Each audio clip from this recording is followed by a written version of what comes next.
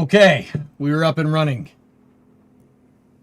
What's going on, everybody? Welcome to the Space and Rocket Review. Space and Rocket Review. You two girls, tell your friends. Space and Rocket Review.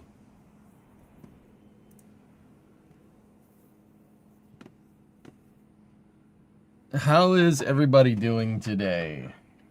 Good news, everyone. EJ is here. Yes. Yes, I am. I moved Kerbal to after hours, guys. I moved it to after hours because I needed to finish working on the car, and the car is operable. It's operable. I fixed it. It works. I don't know how long it's gonna work, but it works. We're good. She good. It's yeah.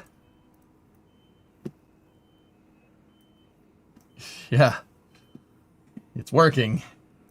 I needed the extra time to I need debris in the trans fluid. No. Hey Redbeard, sorry you haven't made it any streams lately. I've been busy with school. School comes first, dude. And I got into RDR2 with mods again. Now school comes first, dude. Alright. Okay. Anyway, tick off that. How's everybody doing?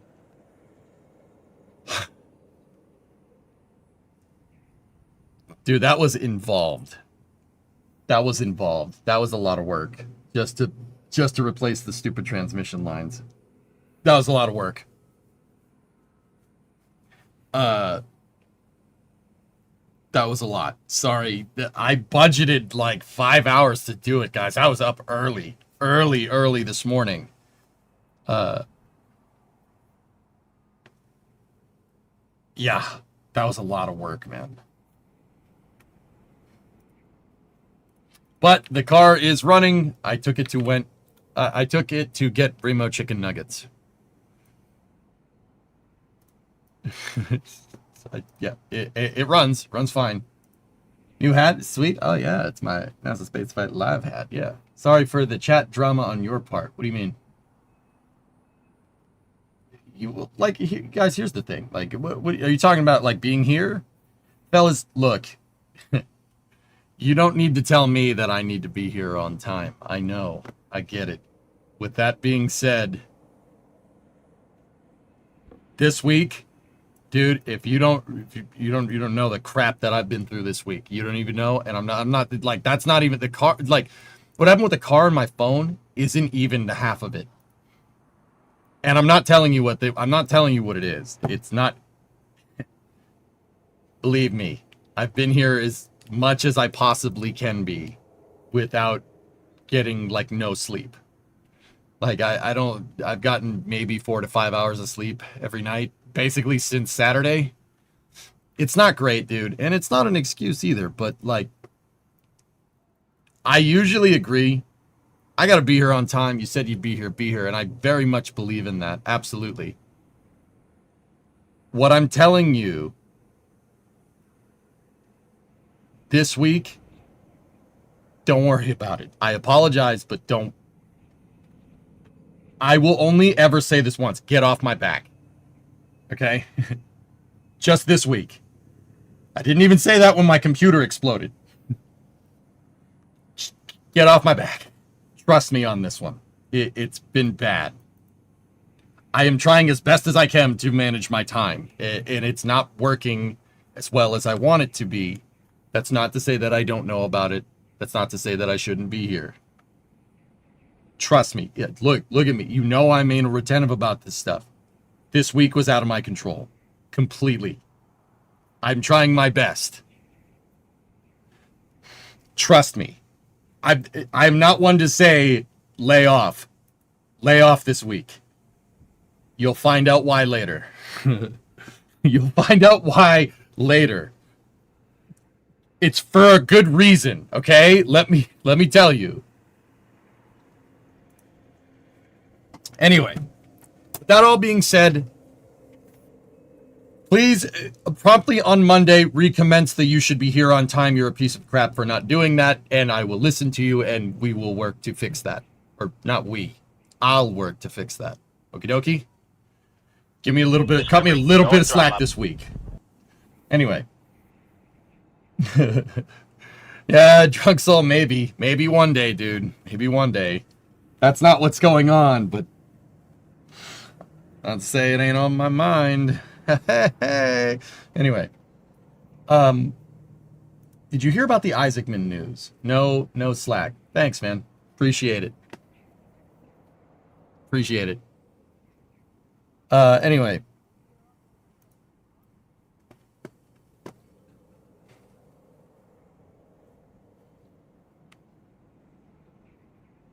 It's all good, dudes. Don't worry about it.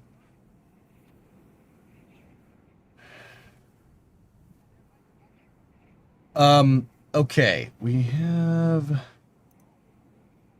I have one more link to transfer over, and then we should be good. All right, so that seems to be what everybody wants to talk about. So let's start right here with our space news, shall we? Let me turn up Starbase Live so the headset doesn't time out. All right, what do we got? Boop. So this is coming from Bloomberg here. Jared Isaacman and President Donald Trump have met in recent weeks and discussed reviving the fintech billionaire's nomination to lead NASA.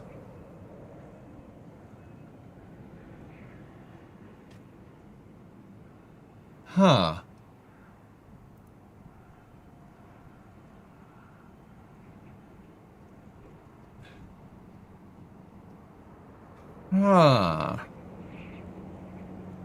You know, I saw this and I was like, yeah, okay. But also, CNBC seems to be reporting the same thing. Trump meets with Jared Isaacman about top NASA job after pulling the nomination. President has met with Jared Isaacman to discuss another nomination to lead NASA. Source familiar with the talks confirmed to CNBC.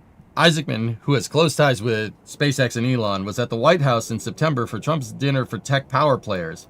Elon did not attend. Elon didn't attend because he had other plans. That's what he said, at least on X.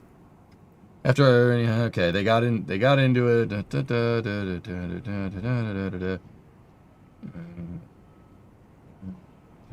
That's the drama that went down. We all know that.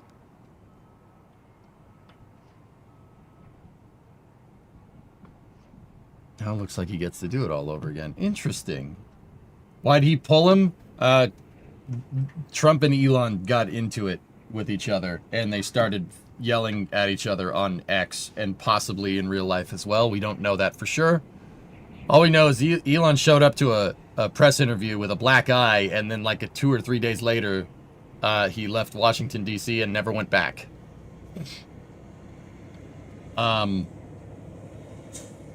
They did not talk to each other until, and once again, I'm not mentioning this for good or for bad, it's just for contextual matters. They did not get back together. The president and Elon did not talk to each other until Charlie Kirk's funeral a couple of weeks ago. That's when they met up again, and now this is the thing. So I'm sure someone's going to take this negatively somewhere. But also, not bad. It's very interesting.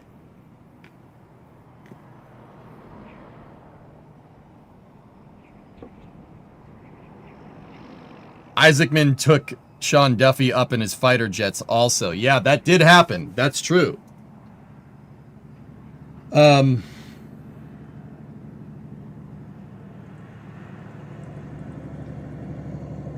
Yeah, so, all right. I mean,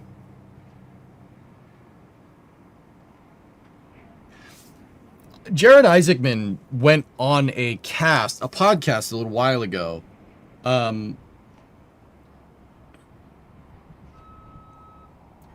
and basically laid out his plans for what he would have done with NASA. They're not bad. Essentially his whole idea for NASA is to make NASA very I want to say lean, but that's not the right way to say it. Make it so NASA is very flexible in how it goes about conducting things. So like, okay, think about it like this. You know, during the Apollo program, they had some very stringent ways about how they thought they were going to get to the moon, right? And do lunar missions, right? And then that changed.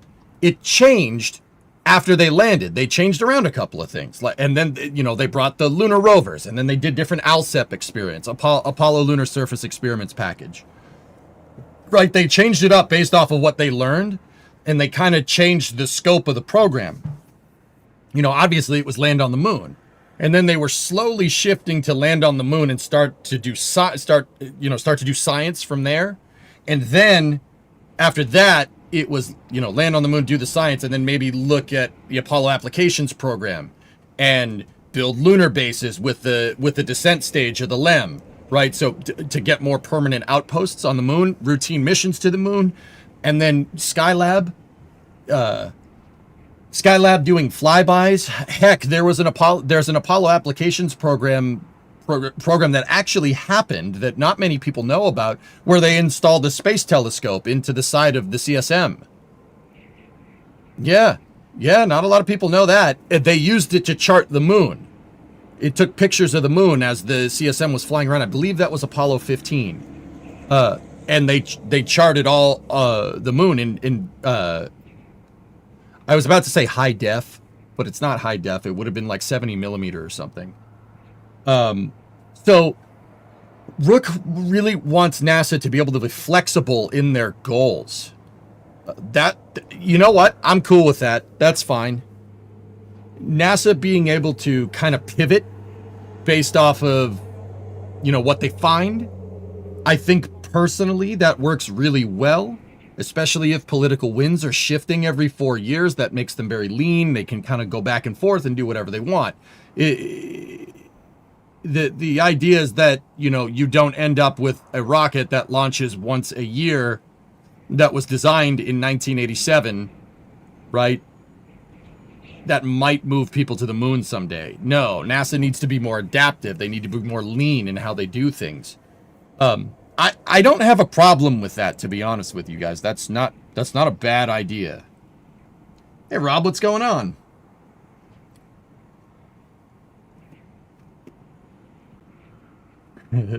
It's the internet. Someone could announce a cure for cancer and someone else would be upset about it. Yeah, I know. It's all right. That's why there was a Translunar Deep Space EVA. They were getting the film. Yeah, that's right.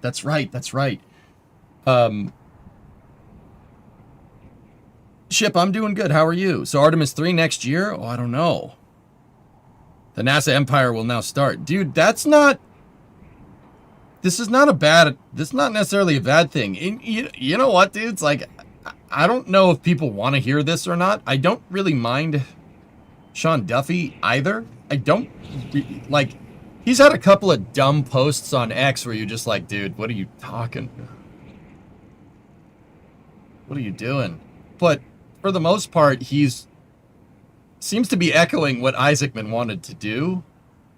Or wants to do, I guess. We should say wants to do now. So, hey, not bad.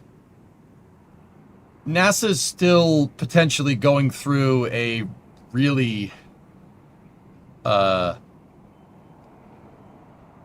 big reduction in workforce, which I'm not so sure is the best idea. But, you know, I don't mean to undersell it. It's not very good. There supposedly are rumors of layoffs going around, big layoffs. And I'm not so sure in the long term that that's going to be a good solution or not. But yeah, I mean, I don't necessarily have a problem with how Sean Duffy has run NASA. He's basically just talked a lot, and then just NASA's just kind of doing their thing. So, I don't know. If Isaacman gets in there and he can implement even half the stuff he talked about, that would be really good. That'd be good. Hey, Cosmo Quest, thanks for the raid. Dude, 3 days in a row. Have you seen the little kitten model? I have, Louise. Oh, yeah. Yep. You know, that was the idea that led to the shuttle. Well, not a bad vehicle at all. We'll see what happens programmatically when they are more responsive to politics rather than less. Yeah.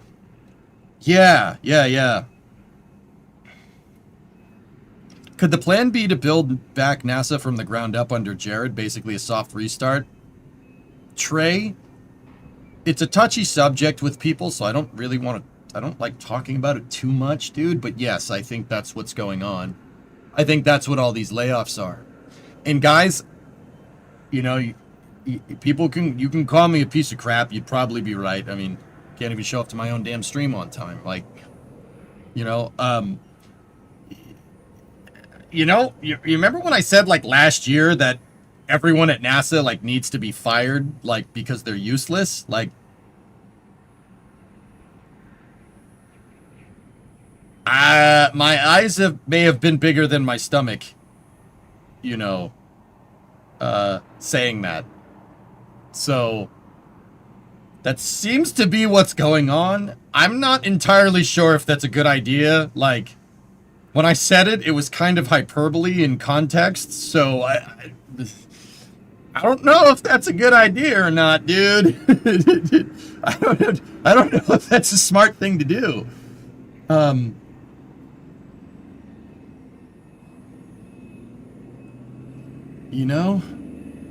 The monkey's paw might have curled a little bit. Yeah, that seems to be what's going on, Trey. What department are they getting rid of? So NASA has a problem, okay? And let me give you some context as to why I say, Discovery, people at NASA should, you need to fire these people. First of all, it's the programmatic management of the Artemis program. It's dog crap. It's terrible. Ever since Jim left, it's really bad. Like, not great. Pushing out missions, saying we'll launch when you're ready, when in reality you can't skirt the fact that you don't have a hardware-rich program. There's just not a lot of SLSs to do these missions. You need to ramp up. And Jim was going to do that, and then he lost his job, and we got Bill Nelson instead, and he did kind of frick all with that, but, that's what I meant when I said, like, oh, you gotta get rid of these people. These people don't do anything. They're just status quo. Everything, let's just keep everything good. They have people skills. They are good at dealing with people. Can't you understand that? And that's what I meant in the context of, like, get rid of them. Get out of here. But NASA has another problem. Kids don't want to work for NASA. You don't want to work for NASA. Why would you want to work if you're 22 and you have an aerospace engineering degree? Why would you want to work for NASA? Why? Why would you? There's no point. You can get maybe a cushy job there, maybe if you did a bunch of internships, and if you do get a job there, yeah, you work like 30, 40 hours a week, right? And you get maybe one launch a year. If you're an aerospace engineer, you make, doing that, you make pretty decent pay, pretty good pay. The pay is not bad, but why would you want to? People don't get into aerospace engineering. Like, dude, don't get me wrong. There's always people that do it as a job. Absolutely. And there's no problem. That's fine. Okay? But a lot of people get into aerospace engineering because they love it. Because they love doing it. And they want to make a difference. Especially if you're 22, right? You're 22, 23 years old. You're very idealistic. You want to get stuff done. You want to see change. Everybody's like that when they're in their late teens and going through college, right? You want to go and you want to work 60, 70 hours a week. You want to belt stuff out. You want to see the difference. Like, people want to go work for SpaceX or Rocket Lab or hell, even Astra. Chris Kemp was recruiting college students when he made those crackpot remarks the other day.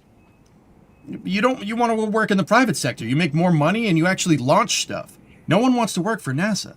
NASA's mean age is like 58 right now. Mean age. Meaning that at least half of NASA's staff is over 60. That's not good. That's really bad. That's not great. That's not good if you want, to get stuff done quick. And don't get me wrong, this is not me being ageist at all either, First and foremost, it comes from the top. You need a plan. Just because people are older doesn't mean that they can't contribute, right? Like, it's just NASA's getting a little top heavy because of it. And that's not good. There's too many deputy secretary, undersecretary, deputy administrator, associate administrator of this division of NASA. There's too much of that crap. There's too much. Not everybody can be everybody's assistant in upper management, but that seems to be the case here, right? That's the problem. And, like, people can say whatever they want about Sean Duffy. They can say whatever they want about the president. You can say whatever you want about Rook. That's fine, but that's the right move. Now, the flip side, well, they think it's the right move. The flip side of that, dudes, is that you're losing a lot of institutional knowledge doing that. I've warned against the perils of this. We wanted to do the Artemis program with SLS, but we fired all the people that worked on the shuttle. And we fired all the people that worked on Constellation as well. So how are you going to make a shuttle-derived launch vehicle that's based loosely off Constellation architecture when you fired all the people that did that? That's the other reason why SLS has taken so long, because you got a new crop of people that aren't familiar with shuttle-derived launch vehicles and didn't work on Constellation. And they basically all had to learn. That's the other tax we've been paying, an institutional knowledge tax on the SLS program. That's the other reason why it's taken so long. So surely there's a happy medium here somewhere, but something needs to give. Something needs to change somewhere, because people don't want to work for NASA. Every young aerospace engineer I talk to, everyone says the same thing. I want to work for SpaceX. I want to make a difference. I don't even say don't work for NASA. If it comes up between me and younger students that are watching the stream, I say, what do you want to do? Oh, I want to work for Rocket Lab. Oh, I want to work for Firefly. Oh, I want to work for SpaceX. I want to work on the Starship program. No one says I want to work on SLS. Nobody says that. And that's not a slight against the hardware. I think SLS is a fine rocket. Needs a better upper stage, but yeah, that seems to be where we're at, dudes. So, once again, shaking it up like this could pay dividends, but it also could catastrophically fail. You could really have a bad day. I reckon that NASA could have had boots on Mars by the 2000s if they were not mainly a jobs program. Sluttons, I've never had a problem with a jobs program, dude. I know that sounds stupid. I don't have a problem with a jobs program as long as the jobs do something. The Apollo program was arguably a 400,000 jobs program. But it did something, right? That's fine. I don't care. You hire 400,000 people to put people on the moon, whatever. That's fine. I don't have a problem with that as long as the jobs program freaking does something. I'm good with it. Well, my liquid propulsion thing is starting to fall through real quick. There's a reason why people have been trying to do liquids at my college for nearly a decade. Persistence wins the race. Thinking of what that generation of workers did, they managed things other than the shuttle, and now they're in charge of high-profile programs that have zero experience with. Yeah, JPL and Goddard just still hold up, I hope. I haven't heard good things, Driados, but I won't report anything yet. If it's a job programs, then it isn't a space program. Yeah. Yeah, I guess. Baron, I've asked my colleagues in NASA about the news, so apparently Duffy is real busy with the Department of Transportation. Yeah, he's got a lot on his plate with the traffic controller thing that's going on. And doesn't spend much time at NASA HQ. He had a couple of meetings concerning the programs, and especially Artemis, and apparently he was really angry about the schedule delay. But the big rumor now in the agency is that Duffy went with this news to the president and recommend that he hires someone that's laser focused on returning to the moon by 2028, and that Jared was the recommendation. Do it, man. You should have done it 6 months ago. NASA used to be the ones who make a difference. They've been knocked down every time they want to live up to that since Apollo, and now they're gun shy now because of it. Yeah, Aqualex, exactly. That's exactly what's going on. And that sucks, dude. That sucks. You know, but what are we just gonna keep? We're gonna keep you just stay on the sinking ship, dude, until it hit, you keep running the course until the damn thing hits an iceberg and sinks? No, got to do something about it. You got to turn the wheel. Helm.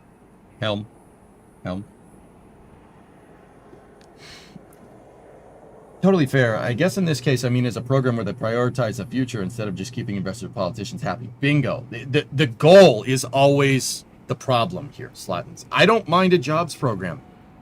I don't. I really don't, as long as you do something. And that comes from the president. That comes from the executive branch. That's who denotes NASA's goals.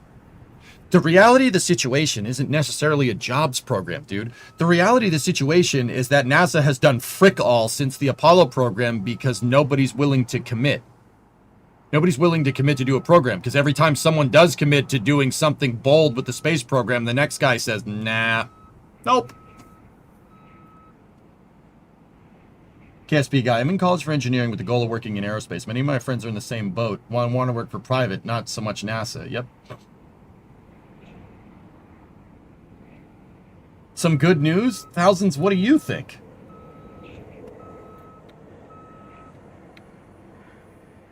Huh. Is that a kick in the head or what? Risk adverse ever since Challenger, maybe? I mean, Challenger did not make it better, Buxo. That's for sure, dude. Too many executive chefs, not enough line cooks at NASA. That's exactly. 90% of the institutional knowledge is already gone. Yeah, I mean, Trey, you're right. At this point, just send it, dude. Just send it. Let's go. Soft restart. Fine. That's all right. You want to land people on the moon in 2028? Okay, cool. Do we have a concrete architecture to do that? No, not right now. Is 4 years enough time to do that? Yes, absolutely. Because we might not have a concrete architecture right now, but we have enough popping off in the commercial market to make a good architecture. There's enough. Between New Glenn, SLS, the EUS, Mark 1 lander, and Orion, you could do a very robust and healthy lunar exploration program. And you could get it running well by 2028 if someone had the wherewithal to freaking do it.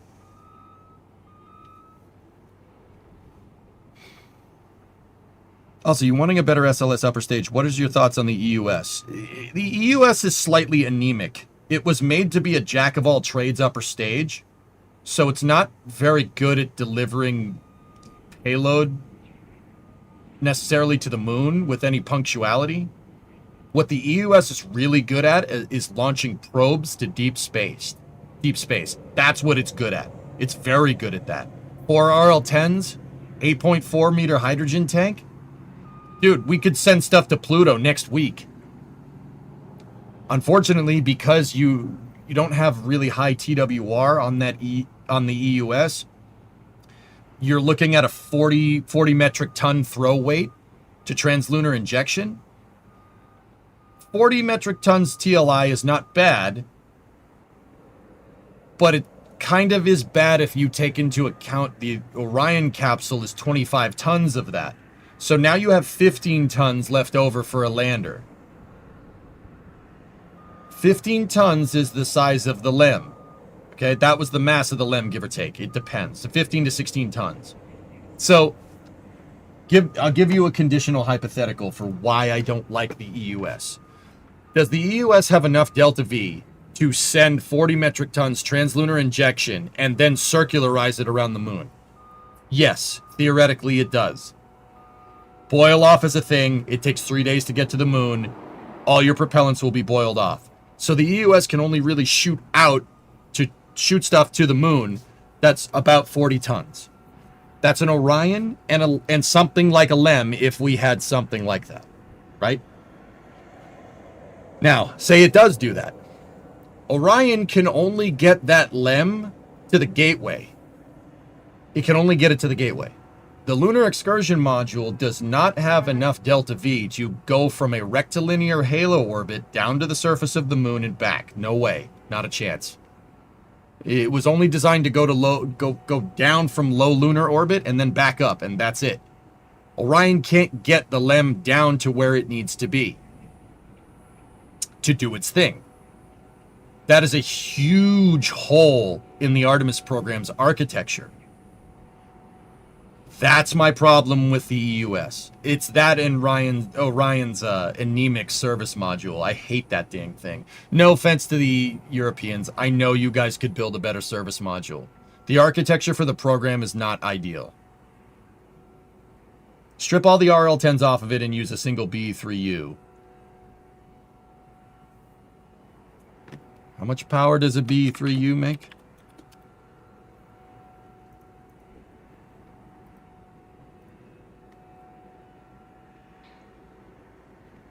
Let's take a look. Oh. Yeah, that'll work.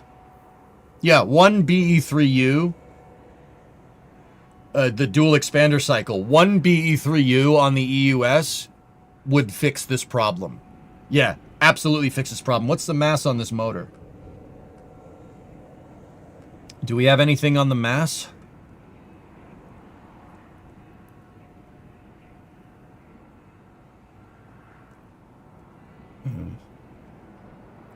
Why is Orion so dang heavy? Orion is heavy because it's designed to stay up there for a long period of time. Orion is basically a jack of all trades capsule. It can be used as a tug. It could be used as a command bridge for a much bigger ship that it docks to. It has solar panels instead of fuel cells, so its loiter time is way higher. Guys, an Orion can sit uncrewed for like 200 days. By itself. Free floating. 200 days. No problem. Crazy, right? Yeah, 175,000 pounds of thrust. Yeah, one BE3 on the back of the EUS should fix this problem. Yeah, that should fix that problem. Yeah, Orion... Now, keep in mind, Orion can loiter for 220 days. It's 221, if I'm remembering correctly. It can do that with no people on board. Nobody on board. With people on board, because people do that whole breathing thing. You think that's air you're breathing now? Orion can do about a month, maybe a little bit less. Probably, it could do about a month, but NASA will never plan a month mission around that. So I'd say 3 weeks, maybe. Don't get me wrong, that's really good. That's better than the CSM. Way better than the CSM. The CSM could only really stay up there for maybe a week and a half. And that's why they built the S4B, to get it out there quickly, because the bottleneck in your Apollo architecture is having enough air so people don't suffocate.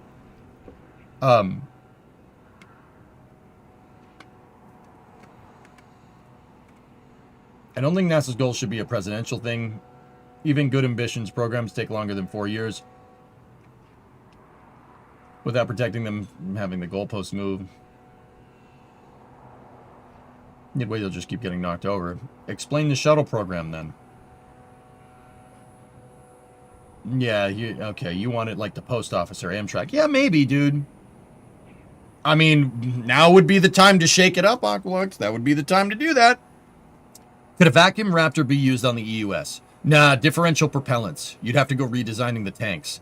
The BE3 should be able to do it. If you're feeding 4 RL-10s, and instead, I mean, you'd have to redo a lot of the plumbing. But once again, there's no way one BE3,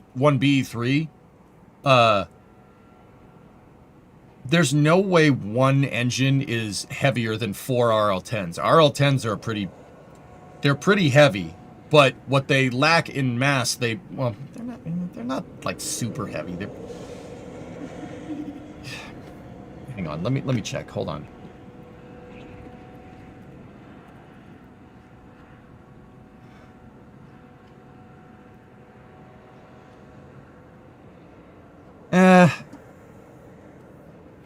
Oh.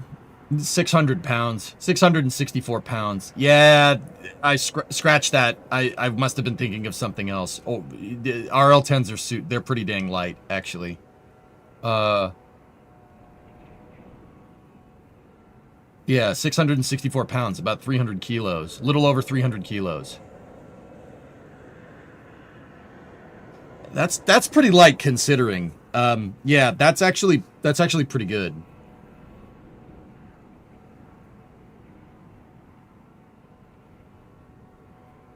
Yeah, I think one BE3. I mean, what's like here? Let's just AI it. BE3 rocket engine dry mass. Yeah, Blue keeps that under wraps. There's no way it's. Well, let's see. What's 4 RL10s? 4 RL10s is 2,800 pounds. So that's 1,200 kilos or 1,300 kilos, something like that. There's no way a BE3 weighs that much. There's no way that it's that heavy. I mean, it might be. I mean, dude, even if it pushes, even if mass pushes, or even if it's, say like a BE3U is 2 tons or something, right? Say it's 2 tons. You have the same specific impulse, and you have much higher thrust. So you're sacrificing 1,000 kilos to your dry mass, but you're making up for it in high energy transfers.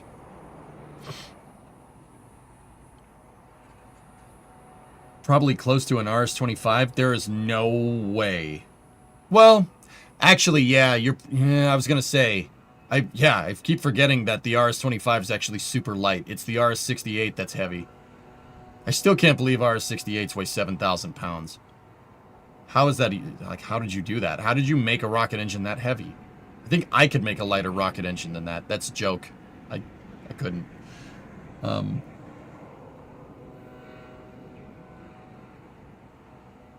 The BE3 is 1,800 pounds.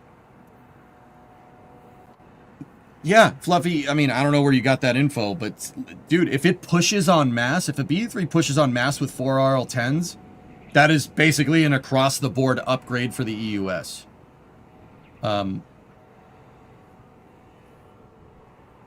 Yeah, it's important to say BE3U. The BE3U is the upper stage for New Glenn motors. The BE3 is the one that's on New Shepard. Now, speaking of that, if you guys care, New Shepard did launch yesterday. Check it out. 10, 9, 8, 7, 6. Yeah, the B3 5, and the B3U are 2 different motors. Command engine start. 2, 1.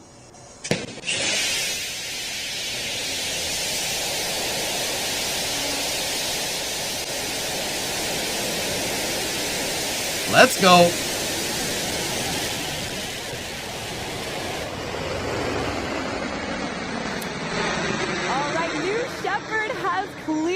The tower, if you look on the bottom right hand side of your screen, you'll be able to follow along for the timing as NS-36 heads towards the pressure looks good. Okay.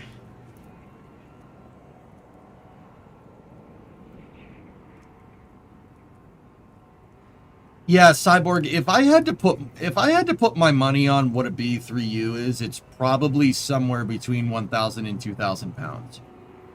It's probably just a shade under a ton. How do you feel about T0 being engine start versus liftoff? J-Speed, that's not something I really care about. I care about the thing working. You could have it launch off the pad at T plus 20 seconds as long as it works. I don't really care. Everybody picks a slightly different time, you know. Some people start the timer at engine start, and other people start the timer at liftoff. It doesn't. I don't care. Whatever. As long as your timing is correct.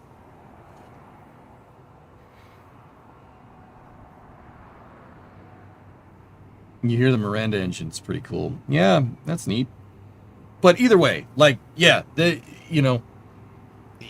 EUS. I'd be curious to crunch those Delta V numbers just to see what happens.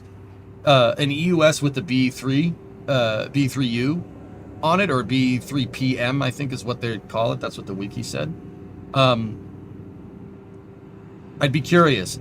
That might be able to do it. It's possible.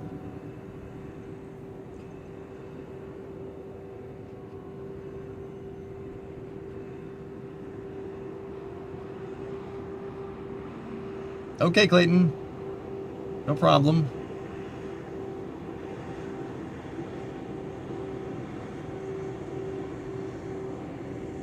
PM is the new Shepherd engine? Now I'm really confused. Have you seen a B3U being shipped? I don't think so.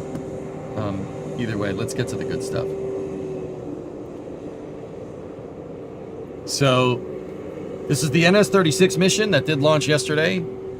Feet? I'm sorry, I can't listen to Bluescast. It's so bad. Doing TWR calculations probably from 1.1 to 1.6 tons. I don't know, large delta in the mass. Yeah. Figure 2... I don't know, figure 2 tons. Let's see what... I mean... 4R10s is a little over a metric ton. Oh, hello.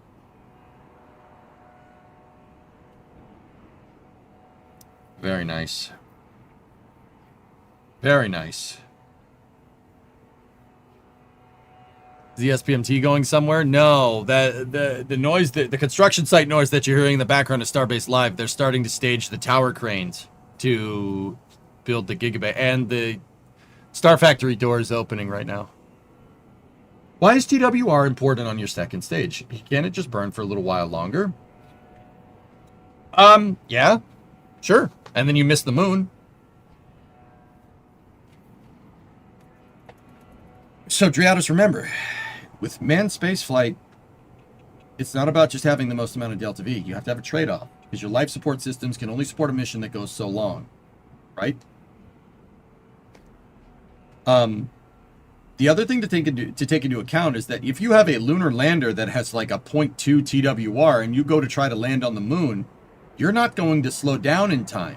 You have the Delta V to land, but if it, you start PDI, right, powered descent initiation, right, and it takes about 5 minutes from there, and your rocket, because it has low TWR but extremely high Delta V, it has the Delta V to do it, but it's going to take 10 minutes to slow down that much. Well, guess what? The moon's not going to get out of the way for you.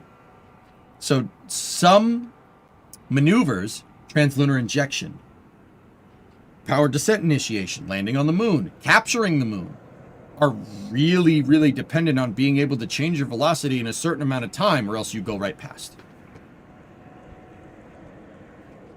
How many G's does that booster pull during the hover slam? I'd probably say it's somewhere around 9 wild. If I saw how that thing stopped and kind of just whoop, it's probably 9, but it's probably only for a second. Yeah, second stage orbital insertion. Yeah, so Driados, Delta V isn't the name of the game. You need thrust, you need to have TWR. You need to have a good thrust to weight ratio so you can do the maneuver in time before you get pulled in by a grav well or crash into the surface or miss the planet that you're trying to rendezvous with. That absolutely is a big deal. It's a big deal in the case of lunar exploration, right? Because one, your environmental control systems on your capsule or whatever you're sending out there only last a certain amount of time. Until we have a base where the capsule or lander or something can resupply, yeah, you're kind of bound by that. There's not much getting around that. And I know what people are going to say. Why don't you just give it bigger life support systems? Okay, that's more consumables to carry. That makes your capsule super freaking heavy, right? You would design your life support systems around, basically, you have mass restrictions on the capsule. Especially, it depends on what the capsule's going on, too. But yeah, that is kind of your bottleneck. That is a huge stakeholder expectation for your mission architecture. And this is the other thing that I can't stand. That's the other thing I can't stand about the Artemis program. You designed Orion to have this loiter capability for what? What is the point? What, so you can land on the moon? With what? See what I mean? No lander in the architecture. They designed the capsule with no lander in the architecture, then had to retrofit it to somehow make the lander work. So now your lander's Starship HLS. I guarantee you the Orion engineers did not take into account that they'd be docking with a lander that's 100 tons. And, well, not 100 tons. It can move 100 tons down to the surface. When the Gigabay is done, do you think SpaceX will demolish Megabay 1 and 2 and make a Mega Gigabay? No, I think they'll keep the multimeter, probably for storage, if I had to guess. The loiter capability feels like a holdover from Constellation. Bingo. Loiter capability was because Constellation used an EOR-style architecture, where the capsule went up on Ares 1, and the lander and your exploration, Earth departure stage, it was called EDS. Your Earth departure stage get launched. And then Orion docks with the lander and the upper stage, and then they send that whole kit and caboodle out to the moon, Apollo style. The reason why they did that way, fellas, was to make it so their super heavy launch vehicle, Ares 5, did not have to be human rated. That was their way of getting around that, which is actually pretty smart. Because then you can make a rocket with RS-68s on the back, right? That can throw 200 tons in a 10-meter fairing into low Earth orbit. Actually, really useful capability. Now, the flip side of that is that I wouldn't mind doing that with SLS. 8.4 meter fairing, that should be good enough to put a big lander in there. You know, Blue Moon Mark II, perhaps. Launch Orion on something else. On New Glenn, Cricket. New Glenn, Vulcan, Falcon Heavy. Something. That's what I mean when I say, you know, if we're going to hit the reset button and we're going to make the new goal, get back to the moon before China, right, in 2028. Do we have good architecture for it now? No, we do not. Will we have good do we have the tools to make good architecture? Oh yeah, absolutely. There's absolutely enough hardware floating around in the commercial market right now to make a really, really good, healthy, robust lunar exploration program. And this is not like, guys, to be honest with you, this isn't even including Starship. I'm talking Starship notwithstanding. Between New Glenn, Falcon Heavy, Falcon 9, and SLS, you can make an insanely good and robust lunar exploration architecture. The big thing is you need a lander. That's the problem.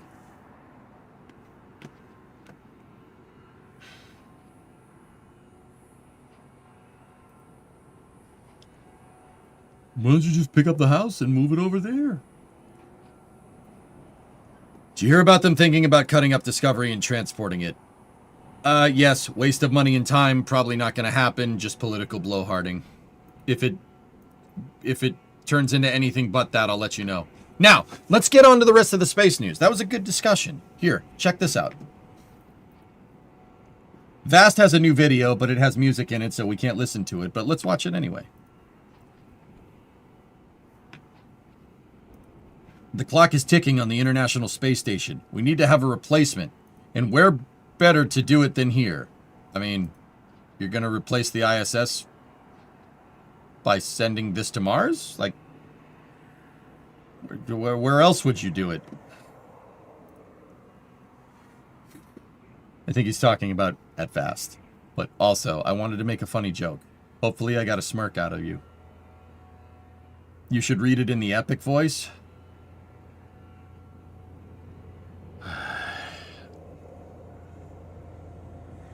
They should turn one of the megabays into a museum and put old flight hardware in it. What a bad idea. Voiceover man? All right.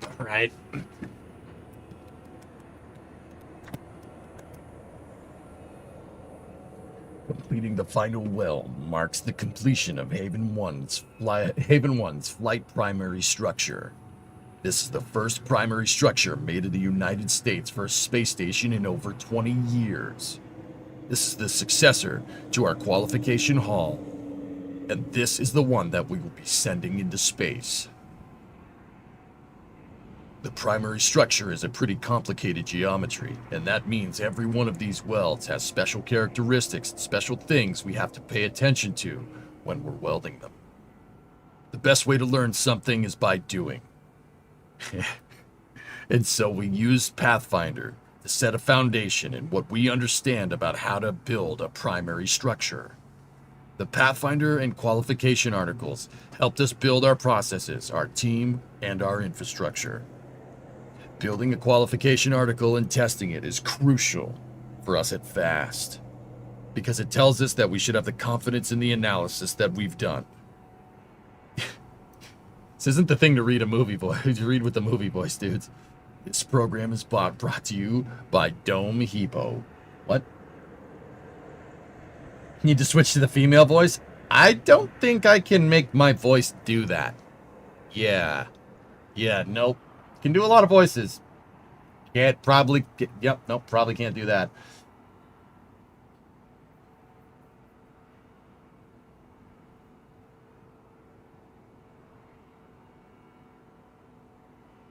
Given that one is made with American-made hardware. Built by really talented technicians. Welders, engineers, and inspectors. After seeing C6 being welded, I was super excited. I do believe that people that work at VAST. I do believe in the people that work at VAST. I believe in the mission and putting all the sweat and passion into what I do every day. Ah, TIG welding. Nice. Can't do the Bill voice, though. No, they're talking too fast.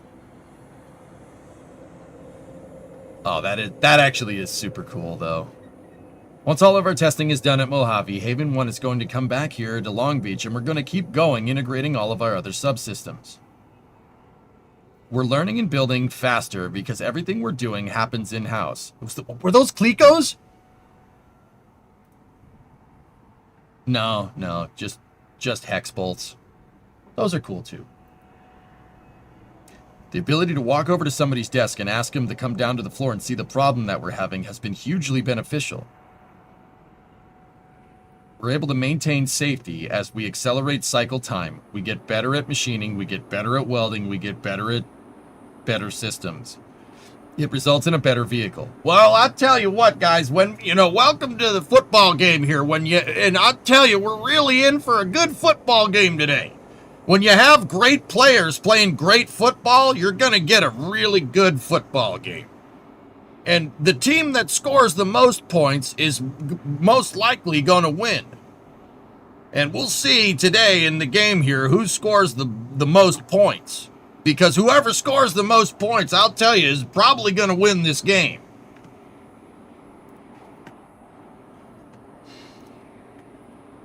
The day I'm looking to forward the most is when the vehicle sitting behind me is fully integrated, sitting on top of a Falcon 9 in Florida. And the launch countdown clock begins. Scott Manley voice? Okay, so much meaning in wanting to change the course of space exploration for all of humanity and permanently influence our relationship with the solar system. Music. Vast. V-A-S-T. That's bad? What do you mean bad?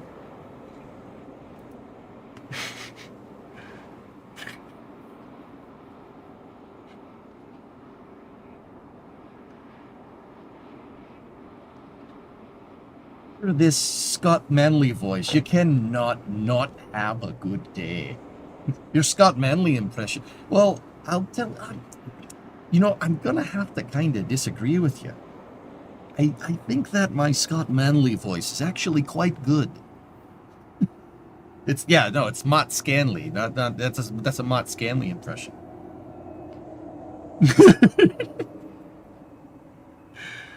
Scott is easier to get down because he's been living in the United States so long. It's just hint of Scottish at this point.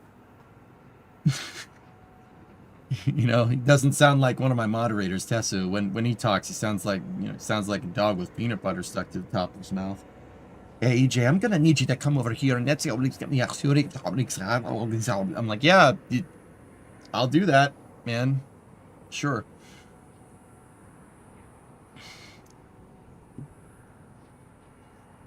I don't think Tessa's even here. Anyway. So hear me out. Just shove Haven 1 out to lunar orbit as a replacement for Gateway. Add the service module. Already almost built and we're good to go.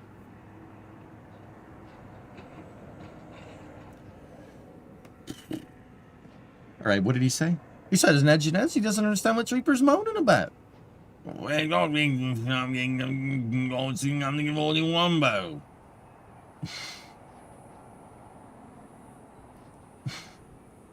AKA Jay, boys. I can understand Jay. I've never really had a problem under him. Anyway. What's this? Sea mine. Sea mine. Ding! She's a load of junk. Alright. So Trey, you want to shoot Haven 1 out there?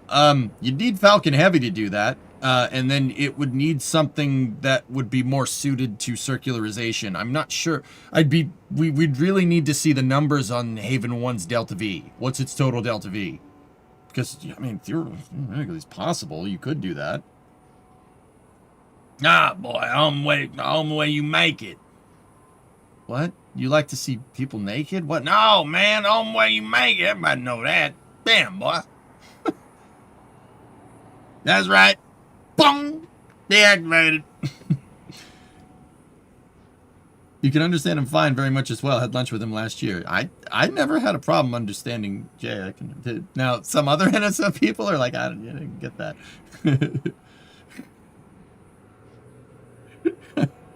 Anyway, that's a great update vid from Best. Can I actually, like, look at some of the pictures here? Let me see. So, okay. So this is all billet. So how they would make this, guys, is you talk to that guy first. That guy that dude looks like Rick Moranis. Anyway, okay, so these all start as thick sheets of aluminum, and when I say thick, they're about, like, let's say 25 mil, 25.4 millimeter. It's probably inch thick if I had to guess. And they cut all that design into it, and then they put it through a stamping brake. So just the brake does this, right? It keeps mashing the thing, and eventually it makes a concave segment. And then they bring a bunch of concave segments together, it looks like 4 of them, and they use that to make the station barrel segments. That's what those are. Now, the cones, I'm not 100% sure how you would make that. I know how you would make these. The conic segments probably are done the same way, but the press, it's not a press brake. The metal brake that they're using is probably a little more hardcore than the ones that make that, or it could all be done on the same thing. I don't know.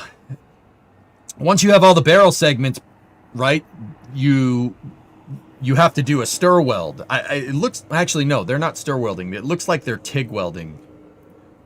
You butt the segments up together, and you make sure you have enough clearance for the weld to fill. If you're using a TIG, you wouldn't put the barrel segments like completely up against each other. You would leave a little bit of space. Let's actually see if they space them in that footage. Let me see.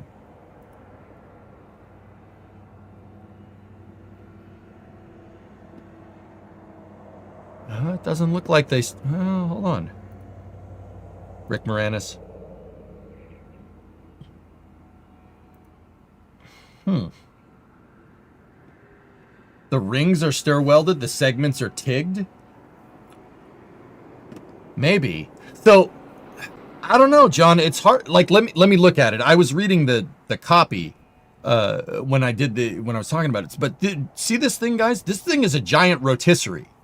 So what they're going to do, this tool right here can actually move anywhere on a 2D plane.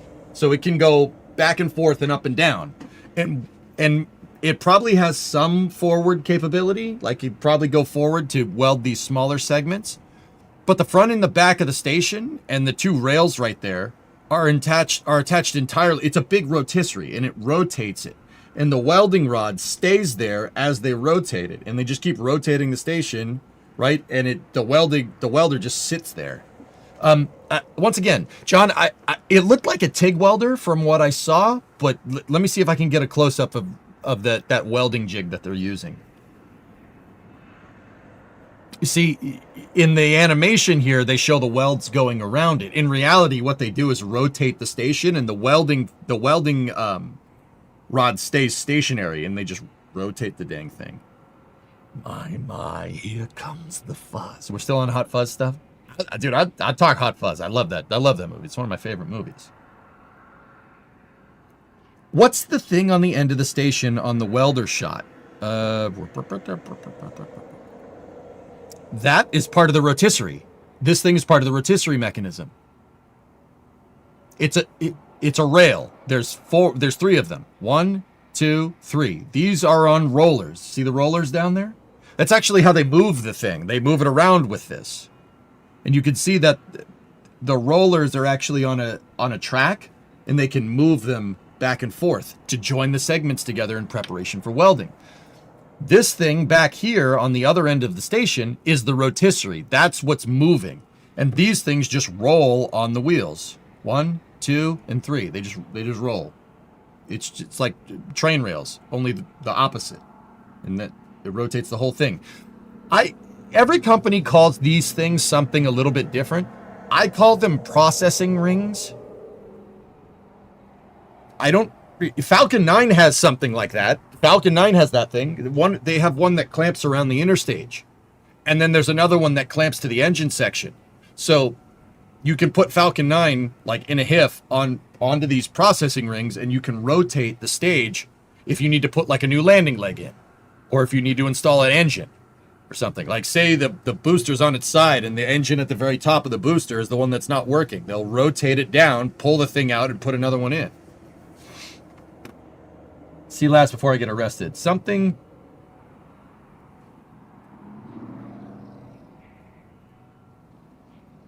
Nice, Baron. Let's see if we can get a shot of. So there's their. John, that looks like TIG welding, dude. That looks like they just straight TIG welded their segments together.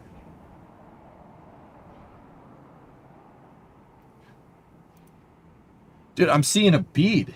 See that?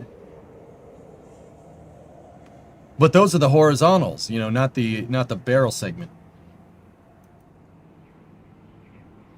That's their dynamic test stand. It's a can crusher.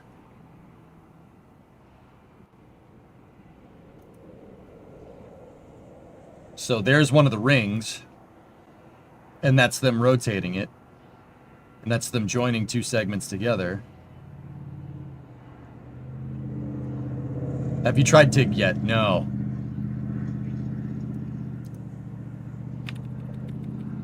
All right, what do we think, boys? That looks like a TIG welding rig to me. See, those are your rings right there. See, okay, so the dead giveaway here, guys. Do you see how the thing's moving? It's moving back and forth. It's doing this. Right? See how it's doing that? That's laying a bead.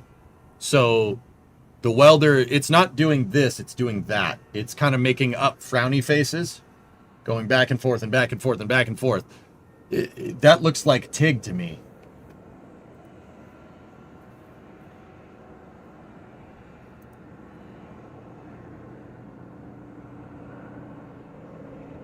They have a guy on the...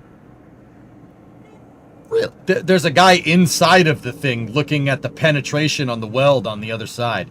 Dude, that TIG's probably using a good amount of power to pen through aluminum that thick. Well, then again, it is aluminum. It's the butter of freaking metals. Oh, welding is sick, Terminator. There's a reason why in the shop I do welding streams, like when we're working on the car. If you look on the left side of the car over there, I have a Lincoln 180. I've been getting pretty damn good at MIG welding. I love fusing metal together. It's like something that is very, very satisfying. It's very satisfying. I love it. Why not stir weld all of it? Trey, I don't have an answer for you there. My guess would be TIG welding. Cheaper.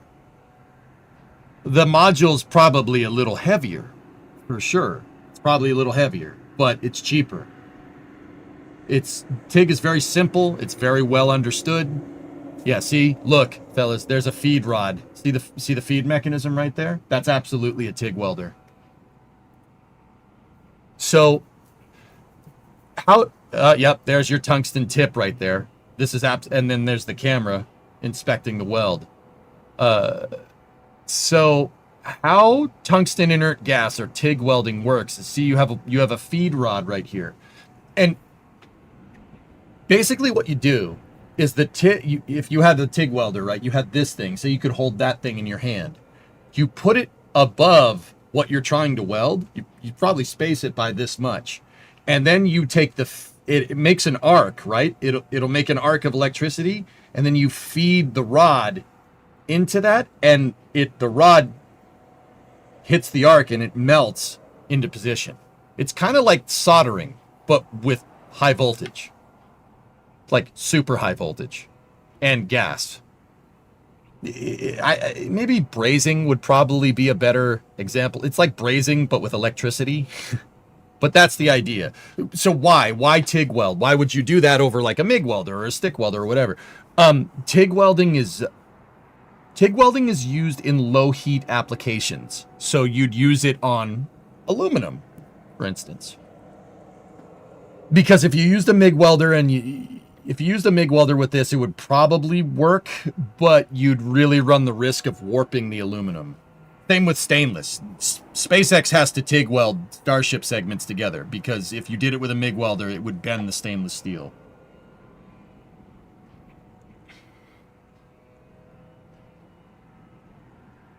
With stir welding, you have to have something on the other side to press against. Yeah, maybe, Andrew. Guys, they did this because it's cheaper. Not cheaper as in like it's cheap, it's a piece of junk, it's not going to pass engineering testing. They did this because industry does a lot more TIG welding than stir welding. Okay? Stir welding will get you the lightest weld. Stir welding is not an additive process. You use friction to heat up two plates of aluminum and basically stir them together. That's how stir welding works. But there's a lot more TIG welders out there than there are stir welders. That's probably why Vast is doing that way. I bet you this was way cheaper to make than a stir welding jig. I don't want to say cheap. I don't want to get that construed. Less expensive. Cheap implies bad quality. This is not bad quality. TIG welding is just fine. The Saturn V was TIG welded together. That worked. Cost effective. Yep. The backing part for stir welding can be a D-shaped bit attached to the end of the probe. Yeah. Yeah, cost effective, we'll say. Yeah, F1 engines were brazed. RL10s are still brazed together. They're using brazed tubes to make RL10s to this day. They've very recently moved to the CX series of RL10s, which is an additive. It's an additive combustion chamber instead of brazed tubes.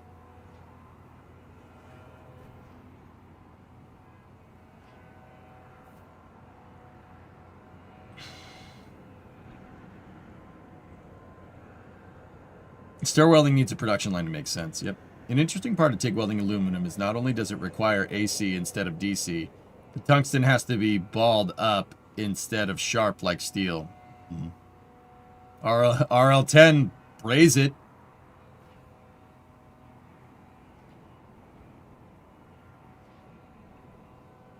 Okay. All right, Kuji, I'll give you that. That works. Yeah, that works. Sure.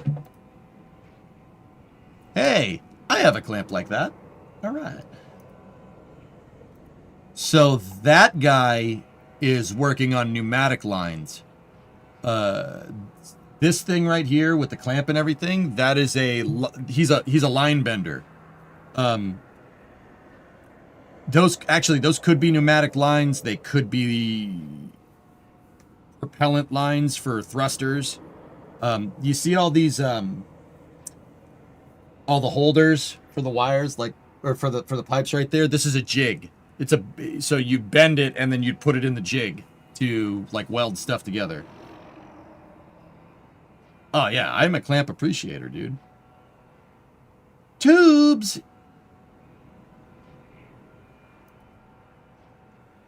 For a Ford Fusion. Dude. I gotta show you guys what broke. It's ridiculous.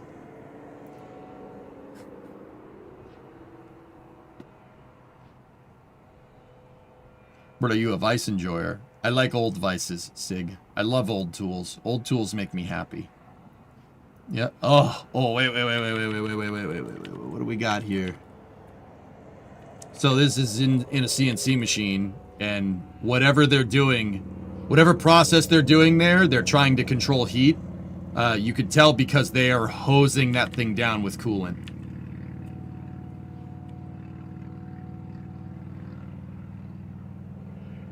So they're boring a hole in that part, and they're very worried about heat. That's why, actually, that's the end of the machining process. So they just drilled it, and then they hosed it with coolant to cool it off.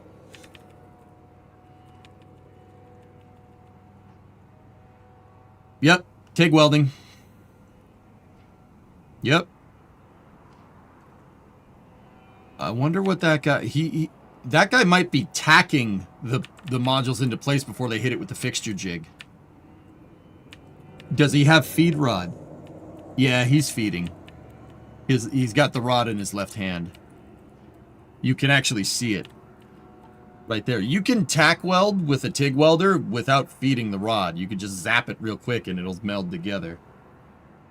Yeah, he's tacking. So what that guy is doing, they're gonna line this thing. See the jig right here, the yellow and black thing. They line the modules up, they butt them against each other, but they leave a little bit of space in between it. I'm talking about like 1 to 2 millimeter at best. It's not a lot. It's just enough for the weld to fill, right? Because if you butted the plates up together and then went to weld them, you would just weld the top of the plate, right? If you leave a little space, the weld will basically melt into the gap. It'll go into the crevice, and yeah, it'll make it stronger because more surface area of the weld is being used to butt the plates together. Yeah, he's tacking it in place to make sure that it doesn't move when they go to rotate the dang thing. Yeah, that's what that dude's doing. He's tacking a space station module together. That's pretty damn cool.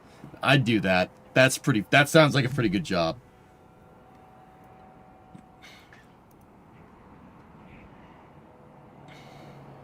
It looks like it has rounded edges. It might not even be conical overall. Yeah.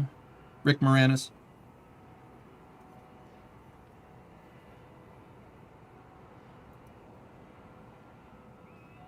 Oh, never mind. The blast was for chip clearing, I'm pretty sure. Possible.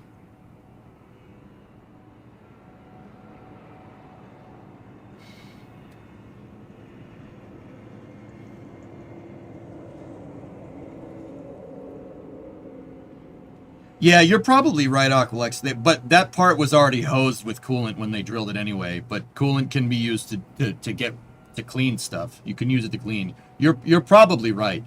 Now that I'm thinking about it, you're probably right. But that part was hosed with coolant. Lovey, this is Space. Give the sub to WGT Hard Flip 1. Thanks, Fluffy.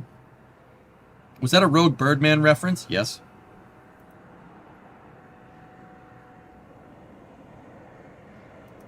Falcon. Falcon. Typically on tool change, machines will purge cooling lines. Yep.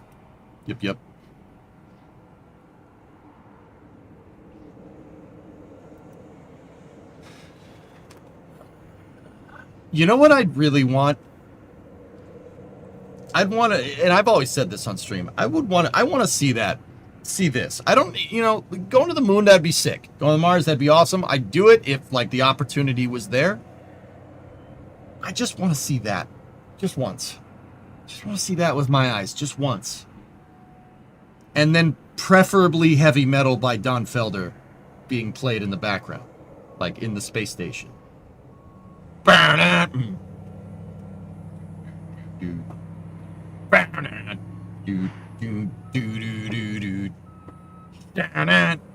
know, that it'd be, that'd be good. Won't you take a ride? That song summons zombies? I'm alone in a space station module. Don't worry about that. I stumbled onto the channel. Cars, spaceships, welding. I'm in. That's what I do, dude. Actually, my bio on X usually pretty much describes like what I'm about. Twitch TV partner, rockets, airplanes, cars, trains, factories. We should put welding on there too. But that's the idea. That's what we do. This is what we do, man.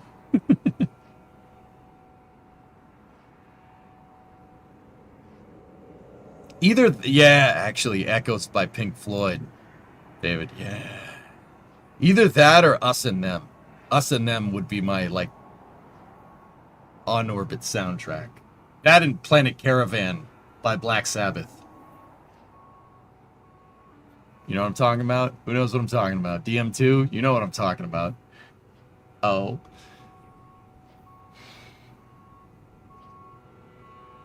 Welding now. The fancy peeps call it additive manufacturing nowadays. Yeah, okay. Car maker with how much you have to make from scratch for the car. Yeah, Stig, was that supposed to be a joke? Because, I mean, nothing you said was wrong. Like, was that supposed to be a joke? There was no car back there. We've rebuilt the back of that stupid car. Should make a 90-minute playlist. Touché. Is the dark side of the moon cliche? I wouldn't listen to that. No, Us and Them would be my Pink Floyd go-to. Us and Them, Planet Caravan, Heavy Metal. Oh, man.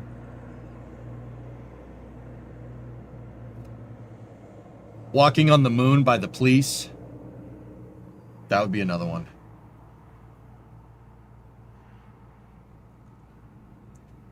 Hardflip is an E7 underwater welder for the Navy. No way, dude! Oh, bro, underwater welding? That's awesome, man. That's super cool.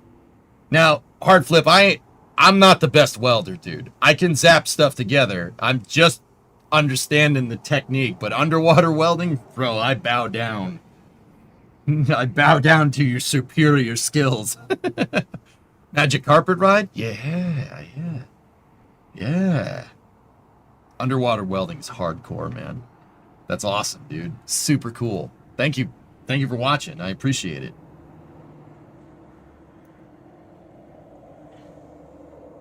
That's a big module. Fly me to the moon? Yeah. Hold on. Hold on. We got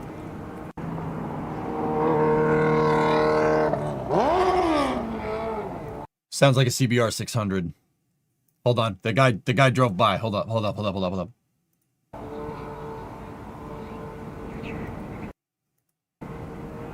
Oh, there he goes. I see you, Mr. Bike Man. I can't tell. Enhance.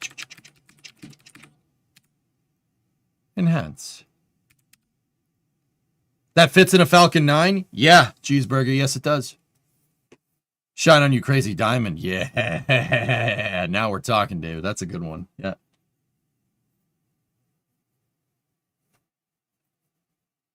It's a Hayabusa? Yeah. Yeah, the tail, right? The tail's how you tell. I'm not the best with bikes, dudes.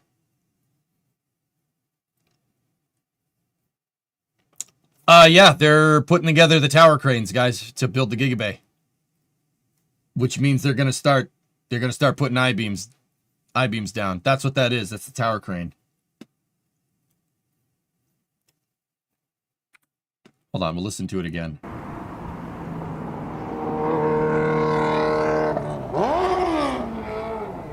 He missed a shift, pal. Or he's downshifting. He's probably downshifting. Actually, speaking of welding, dude, there's guys stick welding right there.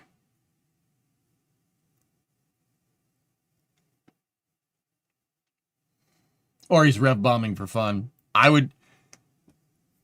If I worked at Starbase and I knew that CP11, the camera was there, I would rev that engine. I would rev the engine every time I go by. Yep, I'd do it. I'm sorry, I would. And I'd be like, yeah, you know. I don't blame him.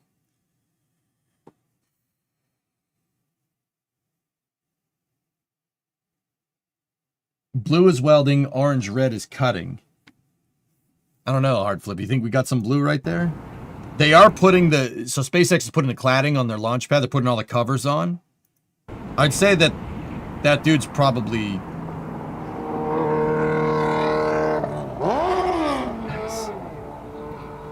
That wasn't a boost of the tails wrong. You'd say a Jixer? Jixer. I think they're stick welding that thing together, if I had to guess, because stick welding, because the steel is like thick. Out of curiosity, how does the construction process work for the Gigabay here? You mentioned I-beams. What else goes into it? Thanks. Let me get you some flyover pictures of the one at the Cape, because the one at the Cape is further along and it's from the top down. I'd have to go find it. But anyway, that's Starbase Live. That's my buddies over at NSF. Here, let's get back to... Actually, we opened up to RGB aerial pictures. They're almost done, dude. Almost done. Look at that pad. That looks awesome. That's some flame trench right there, dude. You have a Ducati 1299? A 1299. Nader, is that the one with the lights on, with the two headlights on top of each other? Like it's an over-under on a 1299?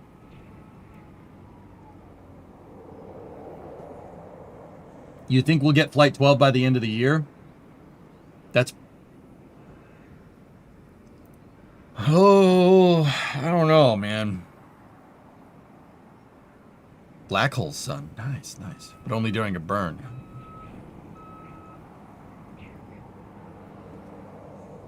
I'm sure he's rolling some 7018 multi-pass. Yep. No, they're side-by-side slit style. Yeah, that's cool, too. Oh, you know what? This'll work. Ari, check this out, buddy. Okay, so your Gigabay. Okay, they've been putting down concrete. You see, they started putting down concrete here. They have what that's called the slab. Okay, you put down a slab.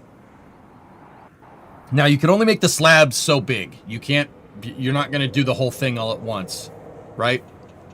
And you could see that they're going to have slabs down here. Well, actually, this whole thing is going to be encased in concrete, basically. They're going to have slabs and everything.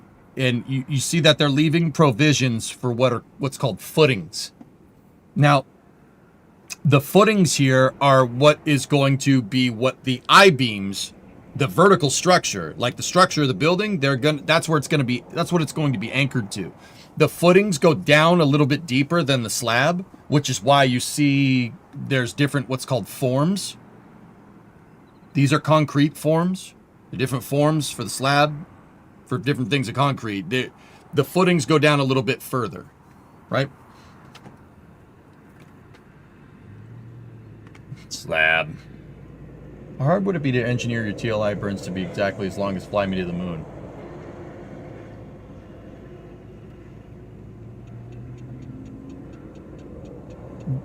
Remember we were talking about B3Us a little bit earlier? That. Hey, AJ, what's up, man? What do you think will happen, New Glenn or the first Block 3 launch? I think New Glenn's will happen before Block 3. So, yeah, Ari, this is kind of this RGV picture is actually a little bit old, to be honest with you. This is not, they're further along. Now, to build the Gigabay, you're going to need a tower crane. And that's what we see on Starbase Live here. So, see these boxes right here? There's another one right there. And this telescoping crane right here is going to pick... Actually, he's moving. He's pulling the block up. Why is he pulling the block up? That thing is going to pick up that segment, and they're going to stack it on top of this. Now, that crane segment is... You should be able to see a temporary footing for the tower crane. It should be somewhere in here. They made a footing, an individual footing for the crane, so it's anchored into the slab, which is... Ari, that's why they poured that slab first, because they put the tower crane in, so you can do two processes at once. You can start stacking on the footings that are cured, and you can keep pouring. There it is. See it right there? That's it. Thank you, guys. It's in the top center bay here. See that little square? That's what that thing right there is stacked on. Obviously, that's an old picture because the concrete is there because they stacked a crane on it. You wouldn't stack it on wet concrete. Because Goalie is going to drive it down I-4 for funsies. Yeah, right. Why don't they use crawler cranes? Why don't they use crawler cranes? Any specific reason? I don't think you're going to be able to fit a crawler crane in here. Hey, RJ, 90-month resub. Thanks, man. I'll get better, dude. I swear. I swear. This is not me like dicking around on my phone, being late. I swear. I swear. You have my word. I swear, dude. We'll do it. Have you seen the self-stacking method for tower cranes, where they inchworm themselves up? Yeah, that's super cool. So crawler cranes are used very. They're used. Actually, that's exactly what we're seeing. They're used very, there are certain applications for those things. Tower cranes are good at building buildings. They're good at building stuff that's not necessarily heavy, but really tall. That's why they call the tower crane. Now, you can make that doesn't mean you can't make a crawler crane, a lattice crawler, build a building. Lattice crawler cranes built the mega bays, if I'm remembering right. But, you gotta remember, the Gigabay is gonna be up here somewhere. There will be a Gigabay right here. It's taller, it's gonna be way taller than the Megabays. My guess is that there is not a lattice crawler crane configuration that's designed to have that level of loof and that level of height. There's probably a solution there, but the other thing about the lattice crawler crane is that how are you going to fit it in there? So say you build out, right? You build out all the structure, right? You build out all of this. How is the crane, if your lattice crawler is right here, the whole crane has to turn. How is it going to turn in there when all this structure is built? A tower crane is a much better application here. Hey, Shaw, you subbed over on YouTube as well? All right. Thank you. I appreciate the double dip, man. Do we have one that's later, Foz? Oh, yes. Here we go.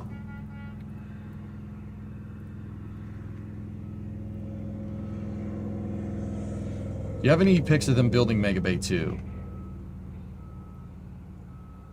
I don't. We'd have to go back into the archives, but...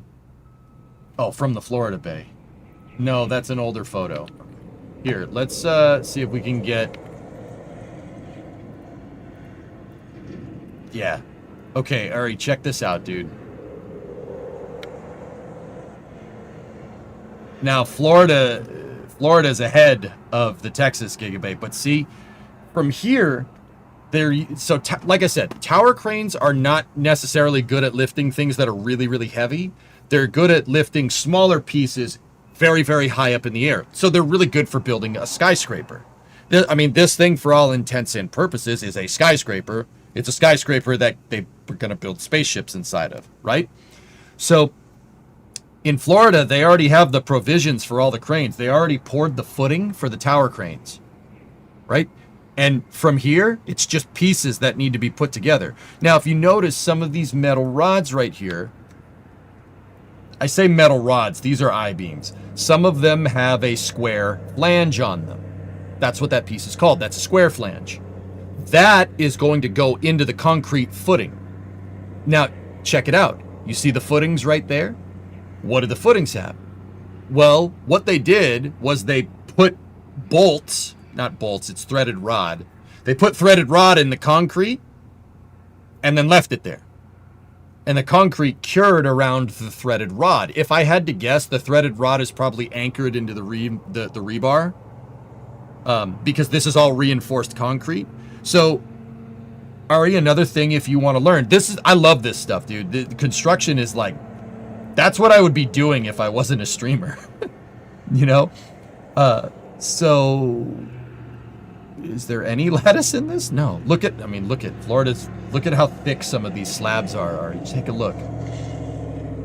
Dude, that's a meter thick concrete, dude. Look at it. I mean, look at it next to the stanchion. The stanchion's a meter tall. That is thick boy concrete, dude. That's like atomic blast surviving concrete. Their J's anchor bolts tie into the bar. Thanks, Hardflip. Yeah, that's what I figured, man. Let me see. Let me bring back some. So check this out, man. Dave became a flight controller too. Thank you very much. So see all that? That is what's called rebar lattice.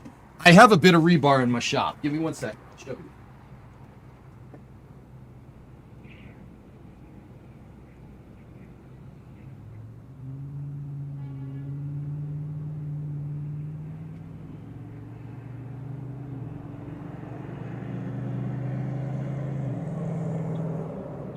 I don't know why I never bothered to show you guys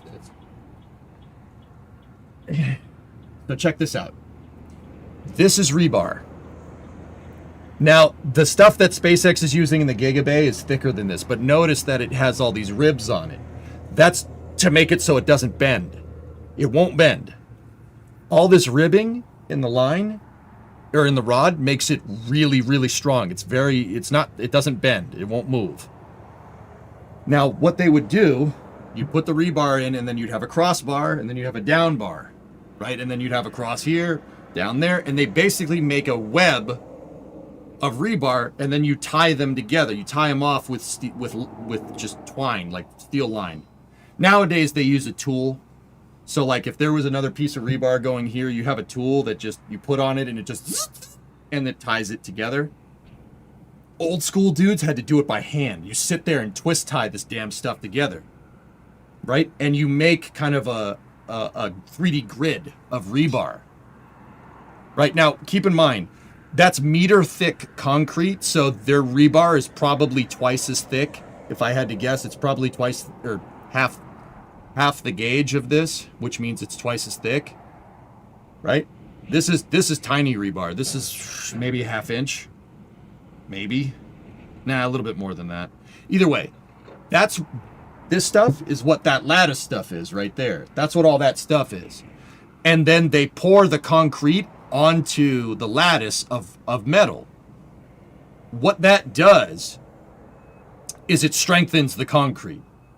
The concrete basically has something to grasp onto and hold it in position, and it's very, very compression resistant, meaning it means you can move heavy things on it. That's the right way of saying it. That's what reinforced concrete is for.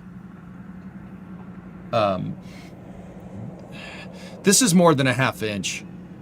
Maybe 5/8, dude. Maybe. Anyway. 2-inch, you say, Strickler? Yeah, I believe that. Yeah, it's got to hold up something that's called super heavy. It's pretty thick. So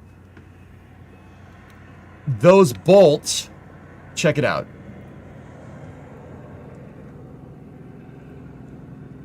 The threaded rod here that I was talking about, Max took this picture. The threaded rod that's popping out is anchored. They tied it to the rebar lattice, so it's not going anywhere.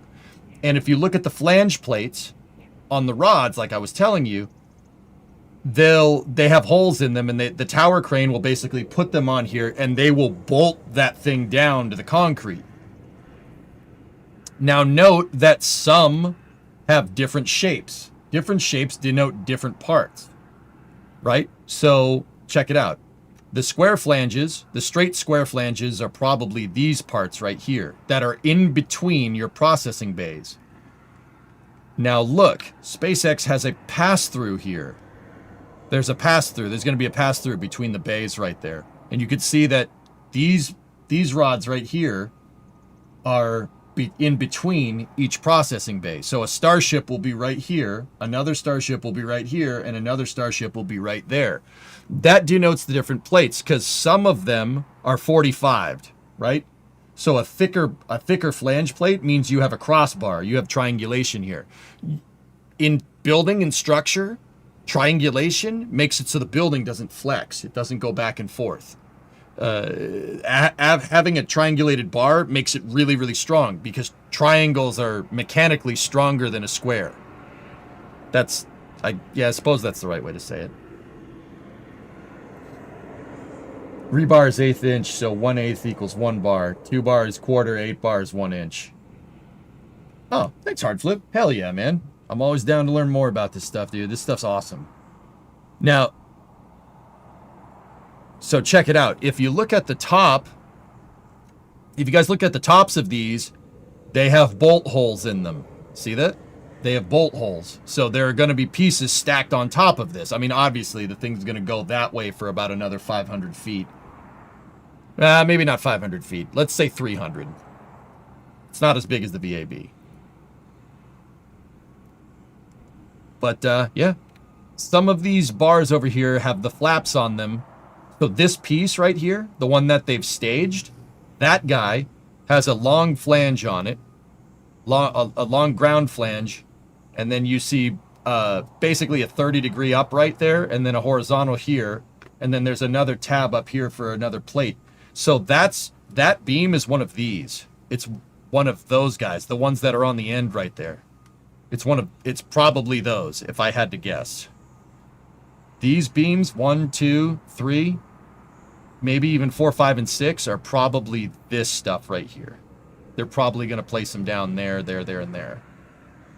Once again, just a guess. But all of this, all of the beams and all of the crossbars over here are for building this. So you could see they have stringers right here, or basically the I guess home over equivalent of a joist. There's all the joists over there. That's going to make floors on the building. What is this building going to be used for? Mock, this is the Gigabay. SpaceX, it's going to, well, I don't have a better way of saying this. It's a production line for Starships. It's an assembly line for Starships. You can see where the dirt is right here? Starships are going to move down that freaking line on SPMTs, and they get put into processing bays. See, you could see kind of one right there. So from like right here to right there, this whole area where the stanchions are, that's processing bay. So they'll bring one in, bring it into a processing bay, take it out, put it in the next one, take it out, put it in the next one. And then by the end of the processing line over here, a Starship will roll out. This right here is your production line for Starship. And that one over there where the crane is on the other side of the Gigabay, going this way, super heavy. It is a production line for spacecraft. That's what this building is. And how far is this building from the launch site? So this one is at the Cape. This is Roberts Road. It's actually down the street from the VAB, dude. What's the difference in height between the two gigabays? The one at the Cape and the one in Boca Chica are the exact same design. And I have a theory that the Florida crew is racing against the Texas crew to see who can get it done faster. I'm serious. I think they're the same design. I think they're both started building them around the same time. And I think they're racing to see who can get it done faster. Right now, the Cape's in the lead. So, Mock, this thing... So Starship's launch pad that SpaceX is working on is right there. This is an old picture. This was from April of this year. The pad is way more complete than that. I can't say how I know that. Let's just say they're getting ready to put the OLM on the flame trench for the 39A pad, and just leave it at that. So the Roberts Road facility where I just showed you is right there. It's brush in this picture, but if we do that, yeah, no, the construction site is right there. It's nothing. It's nothing in these pictures. Yeah, SpaceX. So SpaceX has the Falcon 9 processing area called Hangar X. This is where they turn around the boosters. And nowadays, they turn around the booster and attach upper stages to them and then ship the first and second stage out to the integration facilities, the launch pads. Yes, they ship the first stage from here with the second stage attached. Yeah, pretty cool. Over here is where they're building the OLM for 39A. They were going to build a mega bay here at one point. You could still see where the footings were for it, but they got rid of that. There's tents set up here, and they're building the OLM. Over here is where they build, well, you guessed it, tower segments and chopsticks for the catching and integration array for Mechazilla. Over here, I've heard about what this building does, but I'm not 100% sure. I think they make Starship tiles in there, I think. I don't know for sure, though. This is Ford Motor Company, 100 years ago, but with spaceships, dude, with freaking spaceships! Oh, it's so badass, man. So freaking cool. So, over here, that's where the Gigabay is going to go. And then there's going to be a giant factory. SpaceX is going to build another Starship factory over here. And it's going to be about this big. That's the plot of land that they got for the Gigabay and everything. It's quite large. Yeah, that's this. So the road is over there in this picture. No, strike that, reverse it. Yeah, it's hard to tell. Hold on, let me see if I can see any other of Max's pictures. Yeah, the road is that way.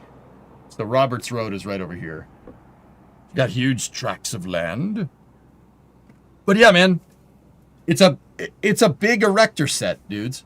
That's really what it is. It's a big erector set. And then when the tower crane needs to be heightened, they'll take another crane, pluck the house. This thing is called the house and the pin and the counterweight. And then the boom, they'll just pluck it off and put another segment on and keep going. Or it might be self-building. I don't know. I don't know that much about tower cranes. Yeah, here. This is what Roberts Road is supposed to look like. Thank you, 1000.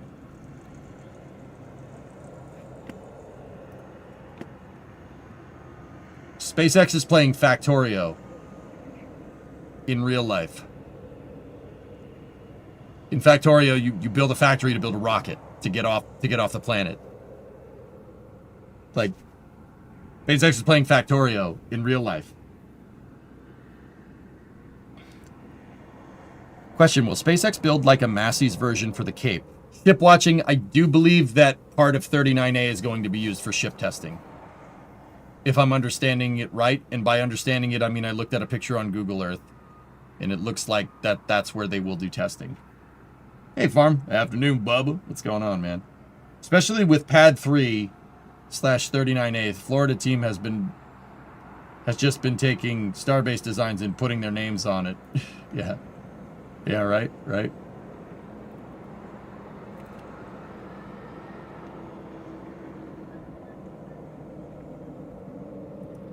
Hold on, what else we got here?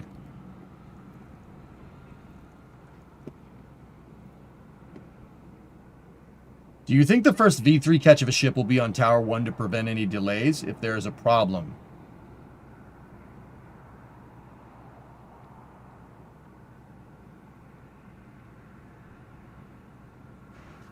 Misty, I think the booster will land on Pad 2. I think ships will be caught on Pad 1. Because that's the high-risk thing. Right? That's the high-risk thing. SpaceX has caught boosters before. Caught 3 of them. 3 is a pattern, obviously repeatable. I think that they'll use the pad to catch super heavy, and then they'll use pad A or pad 1 or that. I call it this pad, and pad 2 is that pad. They'll use this pad to catch a ship and that pad to catch a booster. That's my guess. All right, what is this? So I don't know what y'all are up to, but you can start tinkering with Battlefield 6 maps in Godot or Godot? Whatever.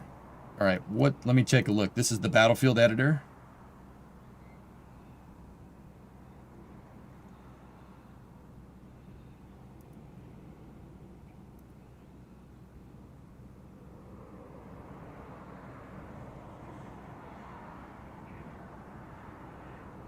Dude, this looks like the old Battlefield editor.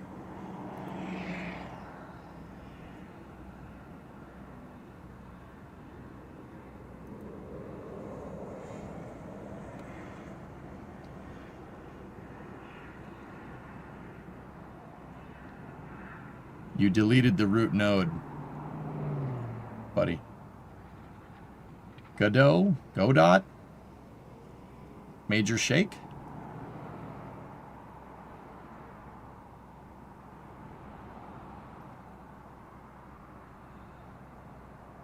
Oh, that's where that map's supposed to be. Okay, yeah, alright. Is that the Brooklyn Bridge? It is the Brooklyn... okay, I get it. Say it like it's French. Godot. Alright. Read previous, please. Check Discord. I got a photo that you can show. Oh. Dude. It seems like they really went back to basics with Battlefield 6. This looks like BF2's editor, guys. I did screw around with that thing a little bit. Yep, see, there's your hierarchy over there. You have your hierarchy, and then that's your file directory, and then you have nodes and transforms, dude.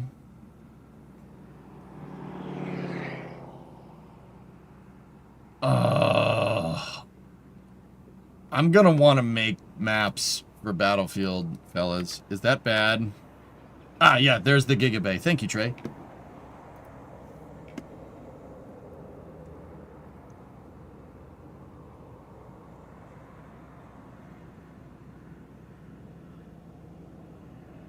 Starbase map. It's using Godot engine. Free open source game engine. Make a Roberts Road map? What, where you fight over the Gigabay? That would require a lot of 3D modeling, dudes. I'm not sure. How about we just take meshes that are already made and we just make a map with those? Okay?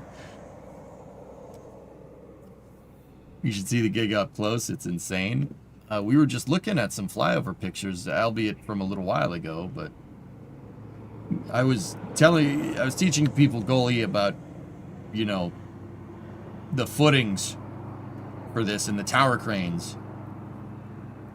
The crazy thing is that they're going to have 4 tower cranes hauling hail here. There's another, you see the base for another one right there.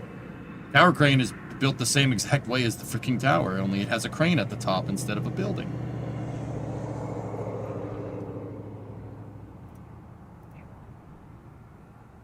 Yeah, see? They're going to have 4 of them. One over here off screen, 2, 3, and 4. That's crazy, man. How about a VAB? Yeah, right. Can you imagine fighting in the VAB? It looks small because it's so freaking gigantic. Misty, you know what's crazy? You know what gets me? Like, it's hard to see scale. Like, there's telehandlers here. Like, some people know telehandlers. Like, some people know how big a tower crane is. Some people know how big a heavy forklift is. Or a generator. Or even these I-beams here. Look at the damn porta potties. That's something everybody knows the size of. Look at the damn porta potties. They're small. They're little tiny porta potties. They're so small. They're a little tiny. They're so tiny. They're so small. Fight over the Gigabay construction? Oh dear. Do I need to get the banana out? No, keep that away from me. According to the paperwork, it's $500 million per Gigabay.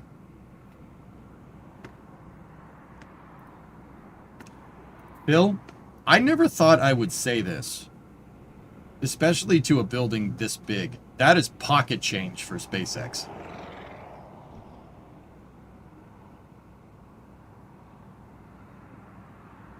How did we get here, man? Do you think they're going to split half the building for Super Heavy and Starship? Yeah, you could see your production lines right here, Chip. This is for... I said that this one was for Starship. I believe that this one is for Super Heavy and that one is for Starship. Question, why 3 feet of dirt surrounding a sunken tower crane? They probably graded this, Bob, so they can move stuff around on it. But the tower crane footings will eventually be buried under another slab of concrete. Yeah, they probably just graded it so they can move stuff. And they've clearly done the same thing over here. Just compact the soil down. You don't want to pour the concrete here because you're going to be doing a lot of work. I mean, you could. How did we get here and why were we not here earlier? Good question.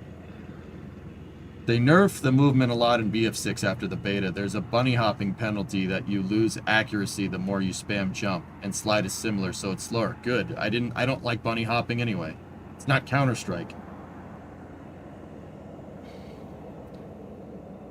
Will the 39A pad be the other pad? Yeah, exactly. That is exactly what it is. This pad, that pad, and the other pad. And 37A and B, those are the other pads.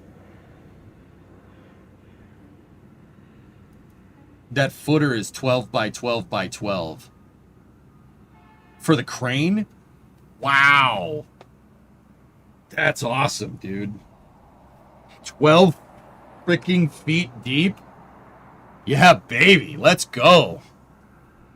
That's 4 meters deep, fellas. That's a 4 meter deep footing for the tower cranes. It's pretty cool.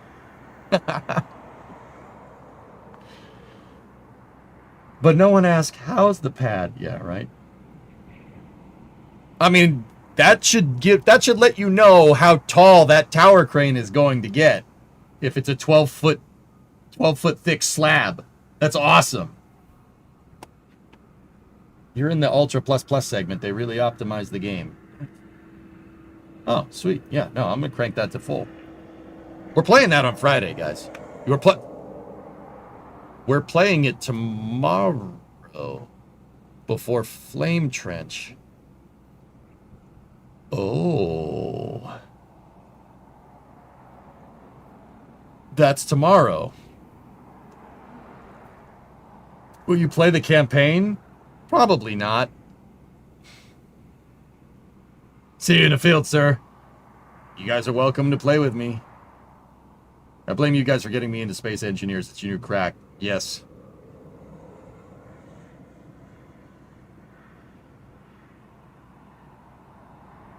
I'm sorry, I know we have work to do in Kerbal. I want to play Battlefield. Anyway, all right, there's still plenty more news, so I'm going to keep going with it. That looks awesome. That editor looks fantastic. So we got that. We got that. Let's start. We got Vast. Let's go over here. So PLD, let's see, is a Spanish small sat, or commercial launch provider, actually, I should say. Mira 5 isn't necessarily a small sat vehicle anymore. Is now performing the first Mira 5 second stage engine qualification test campaigns. First image is the Mira 5 second stage engine qualification campaign that our propulsion team is carrying out. Ah, yes, there's some rocket engine in here.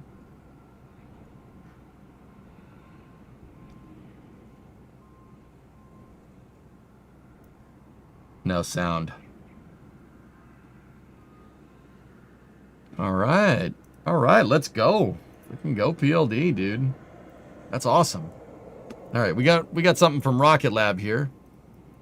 We completed payload integration and encapsulation LC1 with the Synspective for our 73rd Electron mission.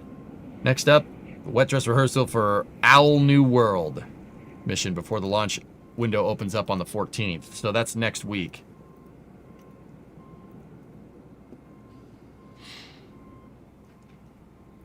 Hot off the press. I got it, Baron.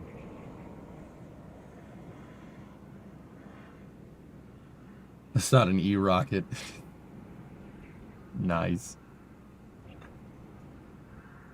Yeah, see, they put blisters in the fairing so they could fit the satellite. See? Look, see the blisters? Because the sat was too big for the fairing, so they just made the fairing bigger. Hey, it's a box. You're not sure that's a Boeing thing? No. Rocket Lab actually launches things. What are those wheels? Those are called Mecanum wheels. Mecanum wheels basically can go side to side, forward, back. They can go diagonal. You can push them in any direction. Yep, so this is their payload attachment fitting, which is also their third stage. They made their PAF into a third stage. This goes on top of the second stage and holds the fairing and the payload together. But it also has a rocket engine attached to it. Satellite integration, baby. Yep, they're going to tilt it over and see how the satellites, they put the reliefs in the fairing, those blisters, to hold the bigger payload. All this silver stuff is MLI. It's multi-layer insulation. Payload encapsulation is done in a clean room environment, which is why it looks like a surgery room. It is like surgically sterile in that place. Because you do not want contamination in your payload. All you need is a human hair that just is floating around and connects two leads on something and shorts the entire thing out. Yes, that happens. FOD. Foreign object debris. FOD is a big thing that you have to mitigate, especially with stuff that stays on orbit for long periods of time. Has the fusion? Fusion works. J Cook, she's running. Dude, the blisters, man. That's so... Dude, I wish we could do that in Kerbal. I wish you could put blisters in the fairings like that. Look at that thing. It's so weird looking.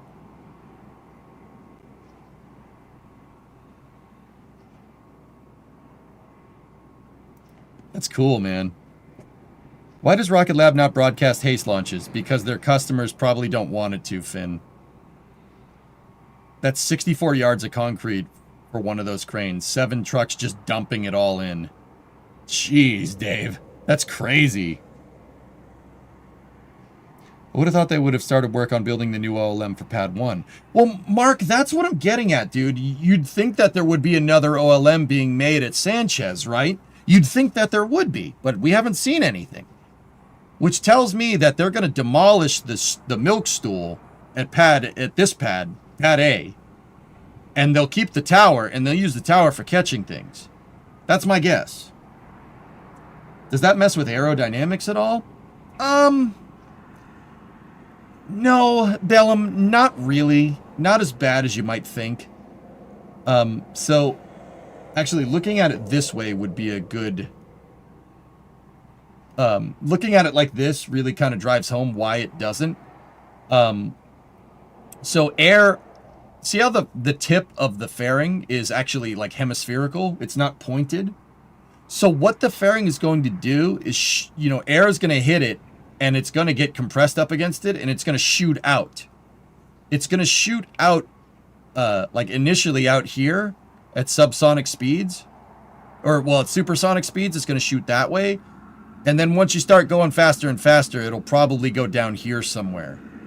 But if you look, the angle, follow the angle of this. See how the angle of the fairing changes right around here? The air, you're probably going to get flow separation on the fairing if I'm looking at this right, and your boundary layer is probably going to go past this. Yeah, it's probably going to go past it. So minimal aerodynamic perturbations, like not nearly as much as you might think.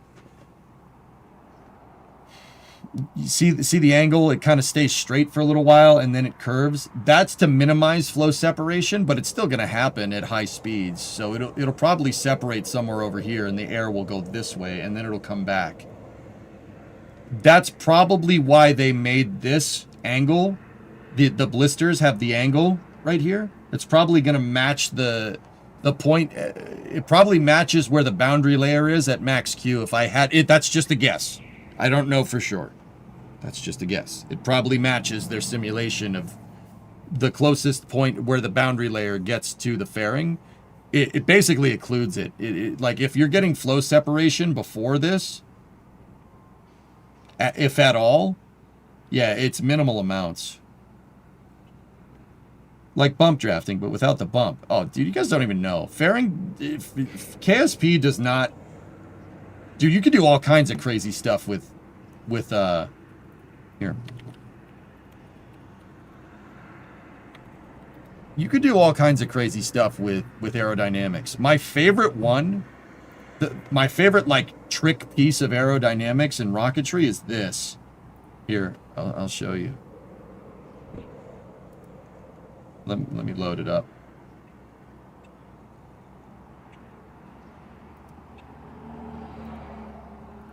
So, Starliner, Atlas V N22. See this thing? See how Starliner has, on the service module, has what looks like a cheese grater ring around the module? See that? Like, it connects between the doghouses, which everybody knows now, especially after the CFD-1 mission. This is ridiculous. So, okay. You remember how I just told you guys about boundary layers? And at different speeds, your theta, or angle of your shock, changes. So, you leave an aerodynamic wake at higher speeds. When you get into subsonic, it has a wake. And the wake kind of visually looks like a boat, almost. But it's not. But it kind of does, but it's kind of not, right? So, the crazy thing about this is that your shock, your wake, will change. It'll change with speed. As your speed increases, your angle goes down, and it'll become more acute relative to the vehicle, right? Now, any KSP player knows if you look at an Atlas N22 from the side, that's Legos. Let's go to Gunter's page. Hold on. Oh, of course. It's, yep. Okay. Nope. Asking me. Funny. That's great. More Legos. All right. How about we get this picture? Does this one work? That's for a paper model.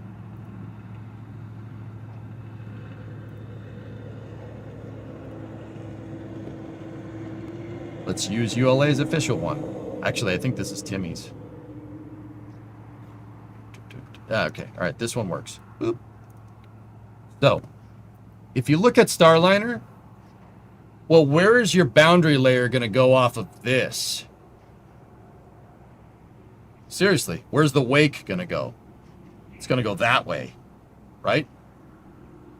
And it makes insane flow separation right here, right?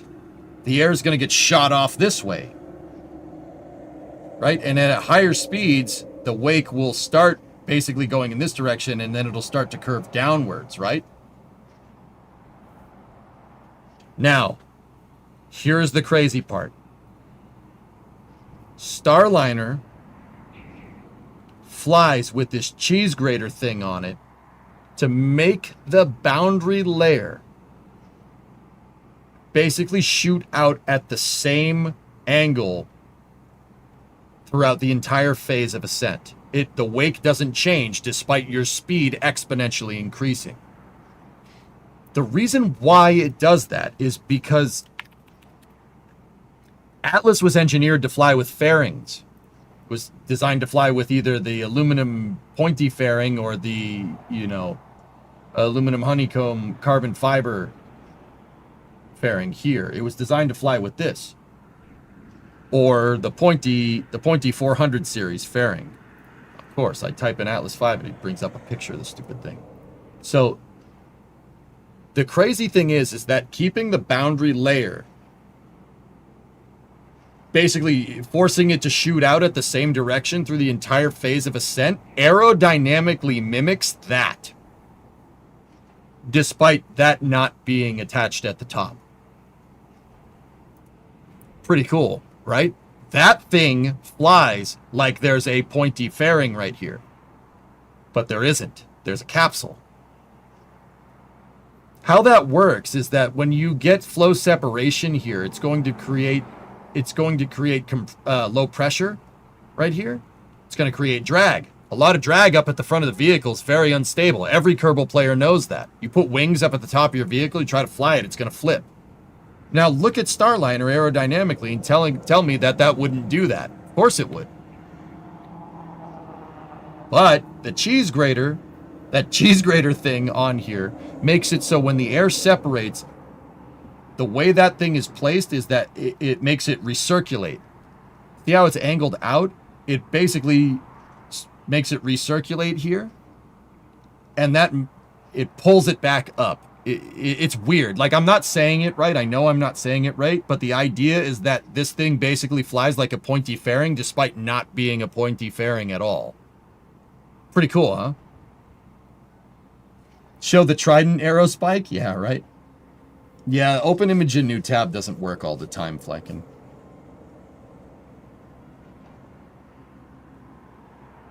I got blisters on my fairings. So that thing flies like a 400 series fairing, despite having no fairing. Because the cheese grater, the way it recirculates air, keeps the boundary basically at the same angle throughout the entire phase of ascent, and it makes it aerodynamically stable. There should be aerodynamically, they fooled it into, they fooled physics into thinking there's a pointy fairing there, but there isn't. Dude, you can do all kinds of cool stuff with aerodynamics. You know, if you have a fluid sim, if you're doing it in real life, that's stuff that Kerbal just won't teach. You can't do that in Kerbal. It works like a pickup bed with the tailgate up. Exactly. It doesn't seem like it's more aerodynamic, but it is. Similar, something like that. Yeah, absolutely. Yep. Do you think they would need that if when Starliner starts flying on Vulcan? Yes. Just got home. Did you do any flight tests with the crew capsule today? I did not. I didn't play Kerbal. I started during Space News, John. The reason why is that I fixed the entire fusion. The fusion is fixed. I fixed all of it. I fixed everything. And then flushed the transmit. Well, there wasn't much left in the transmission. Flushed the transmission and changed the oil. And it is operable again. And I just wanted to get that out of the way so I can get back to working on the Coronet. And yeah. Last, please, is about the boundary layer. Now the boundary layer becomes more obtuse when you're a transonic. It starts up here, and then as you go faster, it moves inward. Fixed and repaired daily. If daily means once in the last 5 years, Kuju, I mean, yeah. Yeah, so there's all kinds of trick aerodynamic stuff like that. That cheese grater basically recirculates, it pulls the air back up and makes it so the shock doesn't change. And the shock mimics an Atlas 5 400 series fairing. That's the other reason why the aero skirt is here. This thing right here, the aero skirt is there so the air has somewhere to go back up and get pushed back up through the cheese grater. Once again, these aren't the technical terms for this stuff, but that is the manner of operation. That's what it does. Did you do a full transmission service? Yeah, I pulled out as much fluid as I could, Creation, once I replaced the line. Lines. Yeah, I followed Ford's flushing procedure.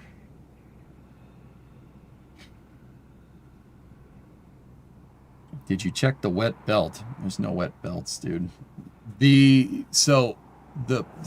Okay, quick car news.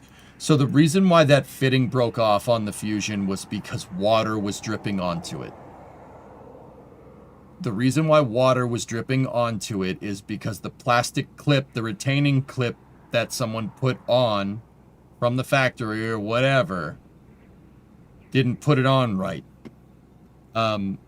Here, let me show you.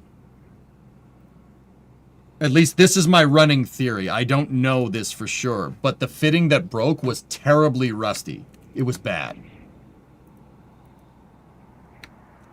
All right, so there was rust, Aqualux. So here's a schematic of the transcooler line diagram. So this HB2 part right here, this piece, that is the piece that I replaced. It's the inlet and outlet lines that go to the coolant control valve, or the oil cooler thermostat that goes into your heat exchanging element. Now, there's the cooler, and then there's the heat exchanger.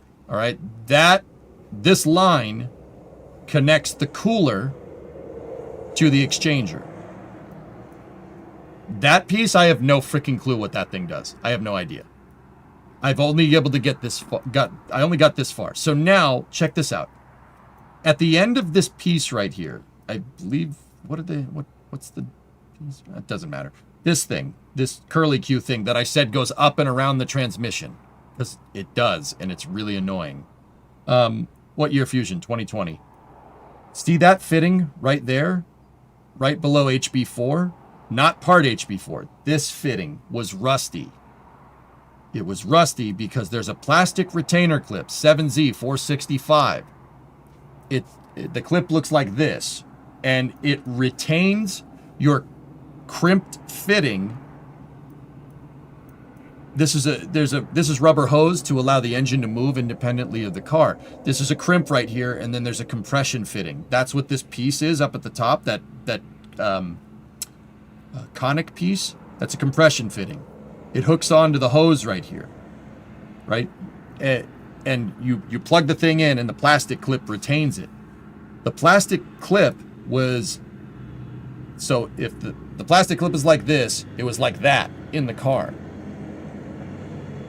My theory is that it should be like this. So if water drips down, it just drips over the plastic clip. But if that clip is upside down, water drips into it, it's gonna hold the water to the line. Dude, that fitting, the conic fitting, was cracked from rust. Cracked. That thing was bound to fail. And my theory is that somebody didn't put this in, somebody didn't put the fitting in right. Somebody put it upside down. If it's like this, it's going to hold water. If it's like that, it's not going to hold anything. Water will just drip around it.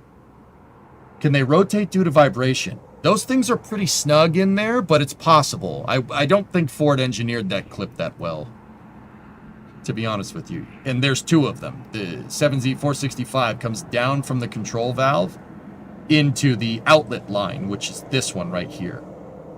So there's two compression fittings. That fitting was fine. This one, I used a line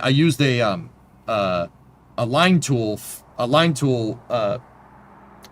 and pulled it right off, no problem. I had to take, so this thing busted right here. See where the collar is right there? That's at the end of the crimp fitting. It broke right there. I could just go get the part. I don't know why I don't. I don't want to get my hands dirty, but it doesn't matter.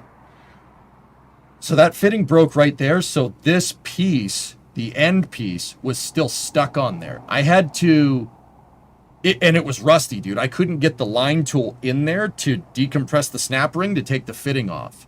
Or, yeah, to open up the snap ring to take the fitting off. Because there's a little snap ring in there as well, in the compression fitting. Right? I couldn't get the thing off. And I sat there coating it in PB for a long time, and then I used channel locks to pull the line tool in, and after coating it with PB for a long time, actually get it to pull it right off. And I made sure I didn't wreck the flare on the pipe either. That was involved. That was a lot of work. But I did get the piece off. It's rusted to hell. The conic part is destroyed. Yeah. So water was getting in there some way or another. I don't know if could have been coolant spraying in there from the radiator. If we have a pinhole leak in the radiator, it's possible. I didn't see any coolant stains or anything. So my only running theory is that, maybe we drove it through a puddle or something at some point and water got up in there, or it rained and just the way it drains, just water got up in this fitting. Dude, it looks like the Coronet. I'm not even kidding. This is a 5-year-old car.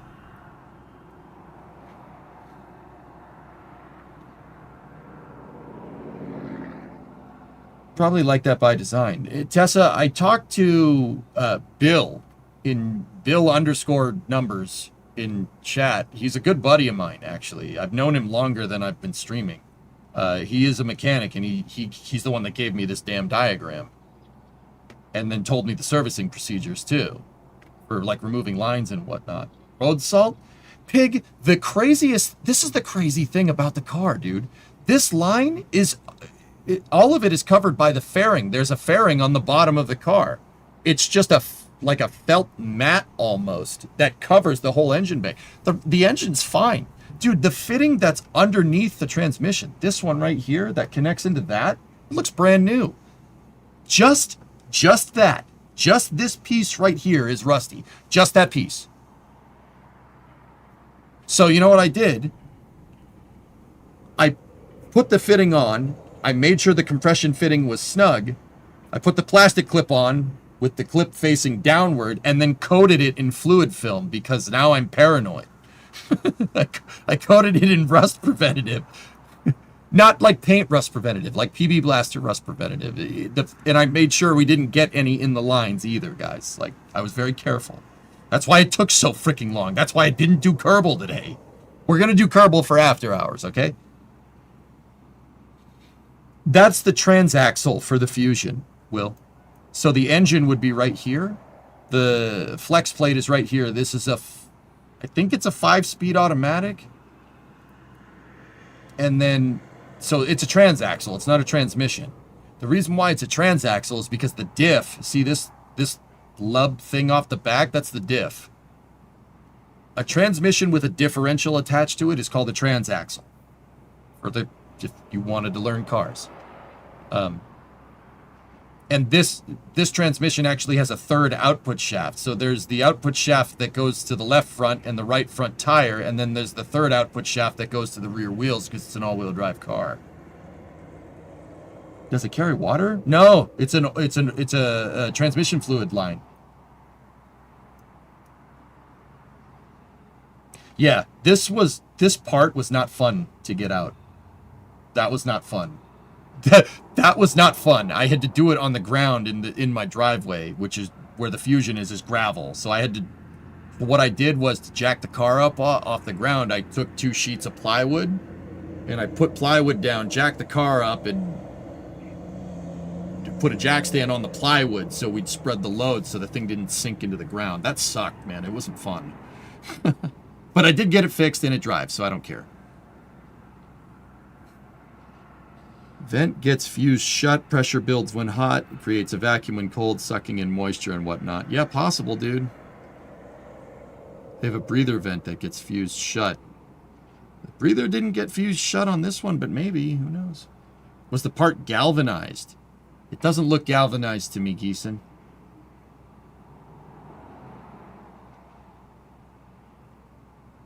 It might be cheap metal. Terminator, it doesn't look like cheap metal, dude. Like, the new one looked really nice. Like, doesn't look like cheap metal to me. But, yeah, and I got a new phone. But, yeah, that's what happened with the Fusion. We snapped this thing off. Now, as to why, I don't know. I think water got into it.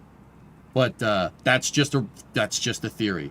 So I made sure that the plastic clips are all facing downward.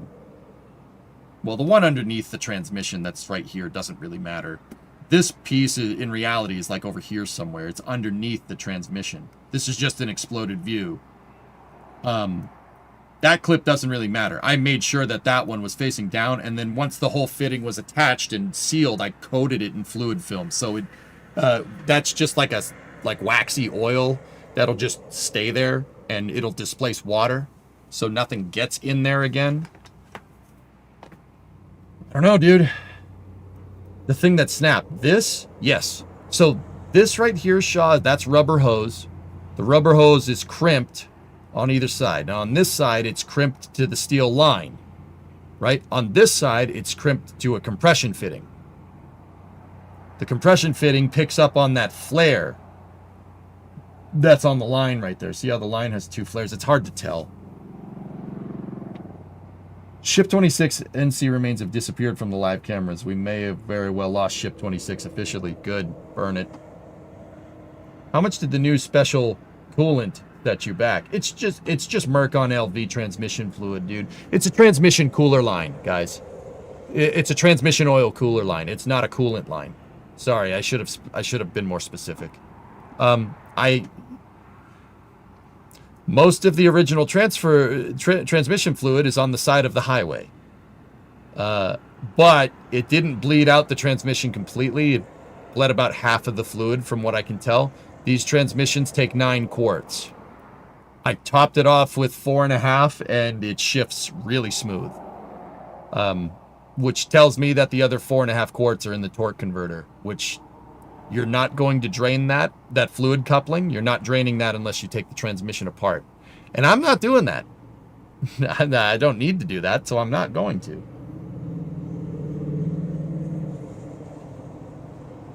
Yeah, we got this car brand new, Flykin. It had 1,500 miles on the clock when we bought it. It was basically brand new. No, it was less than 1,500. That car was like brand spanking new. We got it fresh up, like brand new from the factory. Yeah, it's very strange, dude. And I take care of this car. I don't tell you guys about it. I've changed the oil for it a couple of times on stream before.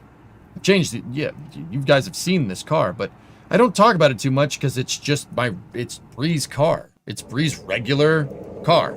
That's the car that we used to go get groceries, you know? So was it the compression fitting? The compression fitting snapped off of the crimp, Shaw. And from what I can tell, it's because of rust.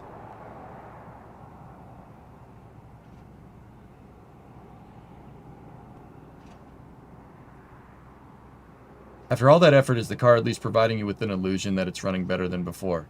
Yeah, it runs just fine, Bob. Runs fine. I think the PCV valve might be a little bit upset for some reason. But that's not... It makes a little bit of positive pressure in the crankcase. When I went to fill it up with oil, when the motor was running, I was going to say there was blow-by, but it wasn't blow-by because it was modulating pressure. So it was going up and down. Like, I took the oil filler cap off and it was going... So, I think the PCV valve is upset for some reason, and I'm not exactly sure why. But the motor runs fine. It runs fine. It's fine. I'm really stumped on that. Why the heck did that and only that rust? I don't know. Does it have an insanely loud tick? No, it does not. Which makes that even more confusing. I'm not sure what's going on with that thing. I'll have to look into it a little bit more. If so, you know how to contact the company. It's out of warranty, Erudite. It doesn't matter. Personally, I think it's jealous that you fixed the transmission cooler lines. It wants attention too. Probably. I don't even mess with PCVs. If in doubt, swap it out. Yep. Yeah, that's probably what I'll end up doing. But yeah, The car runs and drives now. We used it to go get chicken nuggets before I started streaming. Just as its test drive. It runs fine. I got it up on the highway. Got it up 60, 70 miles an hour. All the shifts were perfectly smooth, perfectly fine. Yeah. I don't know, dudes. I don't know. I don't like that I don't know exactly what caused it. Everything happens for a reason. If the car breaks, there's a reason. Because they, you know, like, they make millions of the damn things. If yours breaks, there's probably a good reason. Either somebody, you know, the design sucks, or you did something to it that made it unhappy. Like, it's one or the other. We got the Amazon launch still going tonight? Yeah, I think so, dude. But yeah, that's why I didn't play Kerbal. I just wanted to look over everything and be absolutely sure, because that's Bree's car. I can't have... If Bree breaks down during a stream, that's going to be more time away from the stream. So I took some time away from the stream to make sure that I wouldn't get more time away from the stream later. Does that make sense? You go 70 miles an hour to get chicken nuggets, talk about some fast food. You don't? New England, there's your reason. Let's chalk it up to that one, Will, and call it a day, dude. Yeah. Anyway, you guys want to get back into space news? So Project Kuiper is not tonight. They moved it to Saturday. Saturday, October 11th. 85% go, targeting 8:41 p.m. liftoff time. Yeah, okay, you got me. You don't, dude? Weather is cracking here on the Cape. Yeah, yep. Yeah, Will, it's just very strange, dude. I don't know, man. Whatever. I mean, it fixed it, and the car runs fine. It runs just as good as it did before.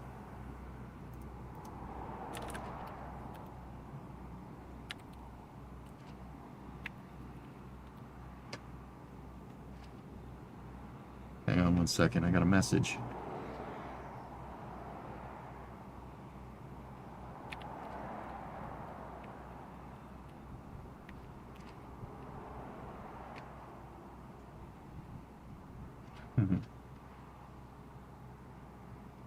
One of the fairing halves for KF03 has flown the previous 2 Kuiper Falcon flights. Nice. That's super cool. Super cool. All right, what else do we got going on here? So we got a tweet from Firefly. Let's see what they're up to. Testing for the Blue Ghost Mission 2 continues. We've got the qualification model of our Elytra Dark vehicle and the dual payload attachment fitting on our structural test stand at Rocket Ranch to prove out static loads that we'll experience during launch. Ah, yes, a payload fairing inside of your payload fairing. Cool.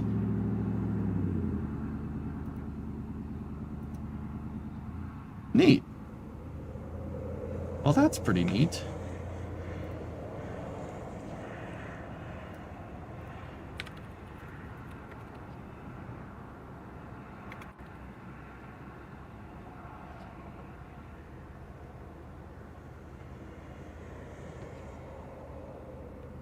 So there's going to be a payload on top, and then there's going to be a secondary payload in here. And what happens is they pop the top payload off, and then this thing separates, and then the other payload deploys inside. It's a fairing inside of a fairing. Only it's not a fairing, it's a structural adapter. That's what, the double attachment, double payload attachment fitting. Pretty cool. Kind of like the Silda on Ariane 5, yes. Firefly isn't the first people to do this. Ariane 5 has been doing that since the 2000s.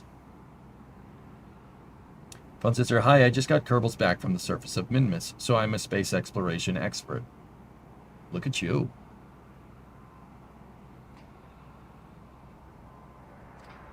That was the first thing I led with, Will, when we started Space News, was the president is considering Jared Isaacman as NASA administrator again. Again. Yes, really.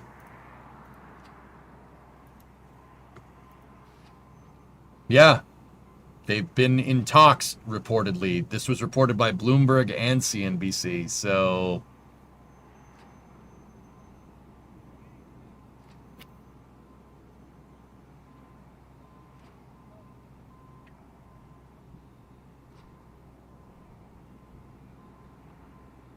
I try not to get excited. You got excited about Dream Chaser, Will? Yeah, yes. Yep.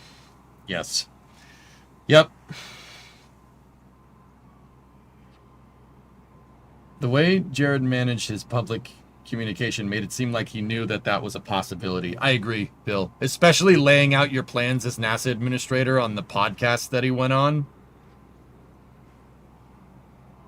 Yeah, you ain't wrong, dude. Thank you for your help, by the way. The car moves, so we're good. Wait, Dream Chaser news? What do you mean, wait, Dream Chaser news? Yeah, Dream Chaser, NASA washed their hands of Dream Chaser. Here's how this went down, Thousand. NASA basically went to Sierra Space and said, hey, is that thing going to fly anytime soon? And Sierra Space said, probably not. And NASA said, you know you're contracted for like 7 resupply missions with us, right? And Sierra's like, yeah, we know that. And NASA said, are those going to happen anytime soon? And Sierra said, yeah, no. And NASA said, all right, you call us when you're ready. Okay? And when you do one free flying test flight, and we'll figure out where to go from there. And Sierra Space said, yeah, okay, that's a good idea. So, Dream Chasers. So, fellas, you know, in this era of new space, right, strange things do happen. But that basically means it's not going to fly. Yeah, that's what that basically means.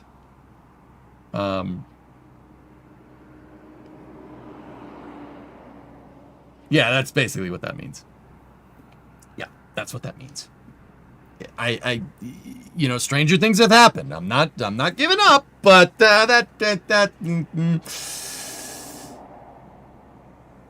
I'd say that's not flying anytime, ever.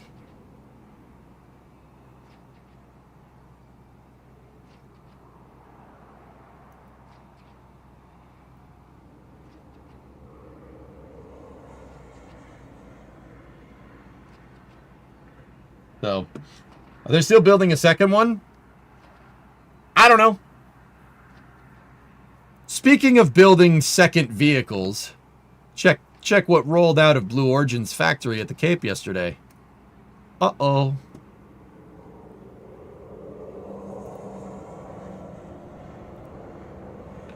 Oh, hello.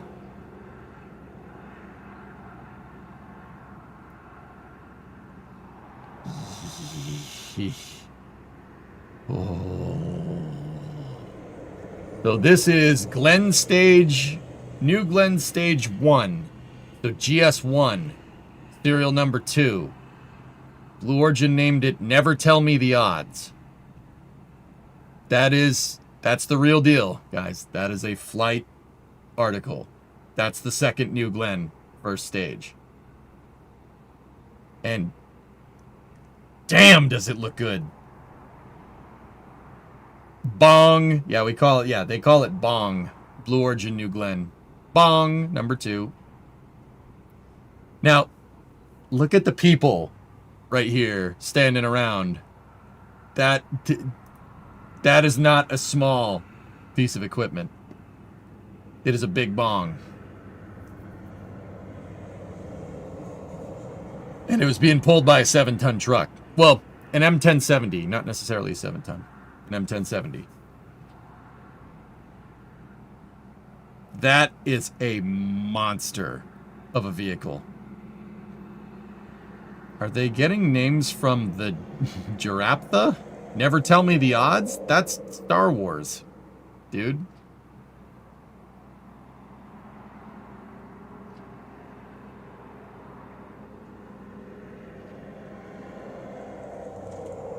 It's cool that it's a rocket, but the build method is not competitive. Well, Can't See Me, that's what I've been barking up Blue Origin's tree for the longest time.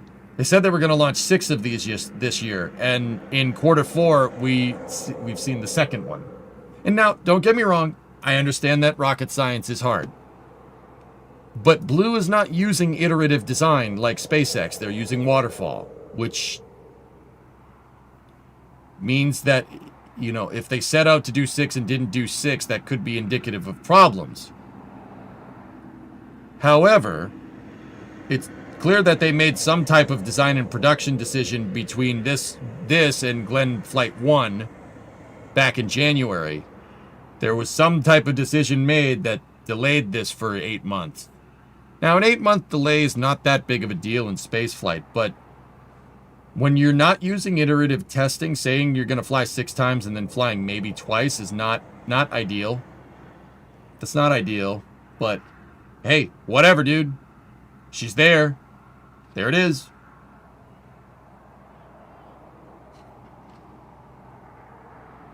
Don't go chasing waterfalls. Yep, so they're chasing waterfalls. Got it, yes. You shouldn't do that.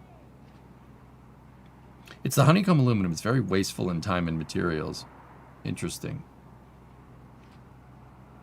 I hear Ted Cruz wants to take a chainsaw to Columbia and move it to Houston. You wouldn't need a chainsaw if you wanted to do that, Perseus. Columbia's already in pieces. Not for a good reason. It's Discovery, dude. Yeah, that's stupid.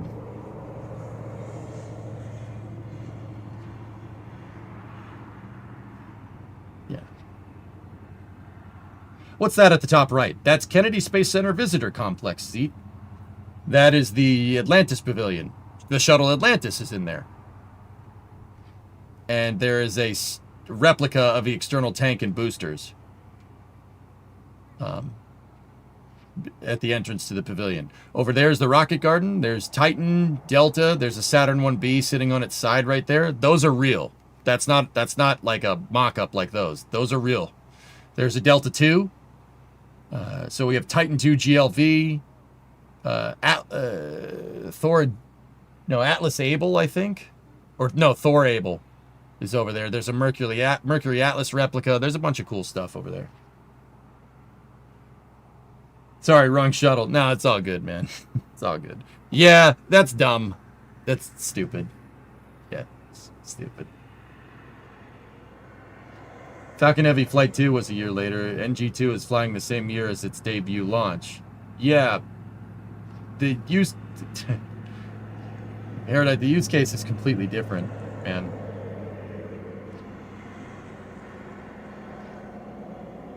That's what I'm trying to tell you. And once again, I'm not trying to say it to people think I'm like it's some kind of slight towards Blue. Like, it's not. Launch it more. You said you'd launch it more, so launch it more. This is the modus operandi that I apply to every launch provider when they say they want to launch more. Okay, do it, please. Please, I insist.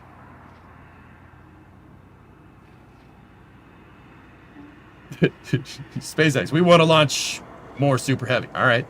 Yes, please do that. Where are they? What do you think was the holdup? Fixing the problem that prevented them from landing the first one? John, this is going to be very vague coming from me, but my guess is that they saw something on Flight 1 that was enough for them to redesign something for Flight 2. Yeah, it was a big enough of a problem. If I had to guess, it may be something to do with when they tried to get that New Glenn first stage back and it exploded. They found something that was big enough to constitute a slight redesign of parts.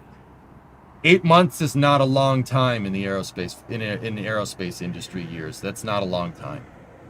So whatever it is a slight retool. Now, whether that is because of like production, integration, or like if they found components were verifiably not performing to their standards, I don't know. It's probably one of those things.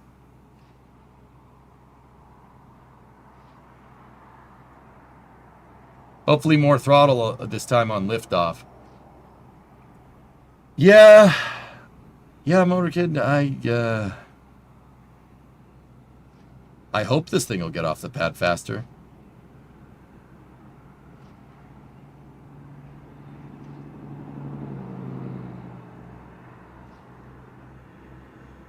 They want to reuse this stage for Flight 3 net January. That's what, dude, Phil, you reminded me. That's what it was. Guys, I think they were aiming, oh yeah, this is the other thing that I like to say, but I'm not really 100% sure that this is a thing, but it might be a thing. I fully believe they were going to get, so you're saying there's a chance, Glenn Stage 1, they wanted to get it back. I think their 6 flights this year were built around getting Glenn Flight 1's first stage back, and they didn't. And I think that threw a monkey wrench in those plans. I think that has a lot to do with it too. Or they're launching payload. New Glenn Flight 2 is scheduled to launch a NASA payload, RJ. They're launching Escapade to Mars. What is waterfall design? Waterfall design, John, is when you design the entire vehicle out before you build anything.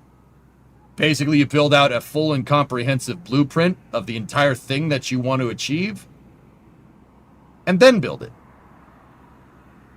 That's the engineering style that Blue uses. They design the entire rocket. But the problem with that is that if you design out the entire rocket, your analysis better be damn freaking good. Because if you get a curveball, and curveballs often do happen in... Every spacecraft has teething problems, guys. Every Starship's a good example. How many times has that thing blown up, right? But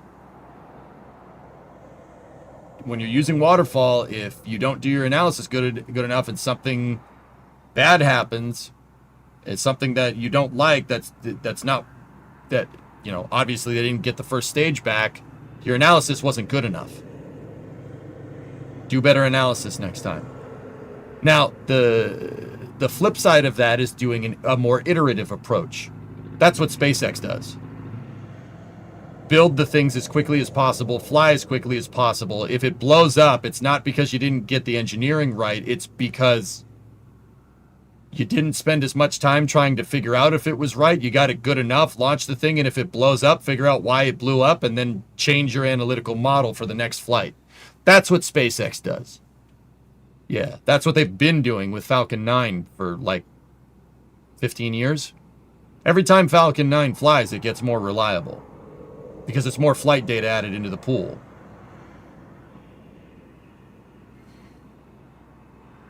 Yeah, in business terms, which I hate using, to be honest with you, I say I like, it's agile. That's what it's called.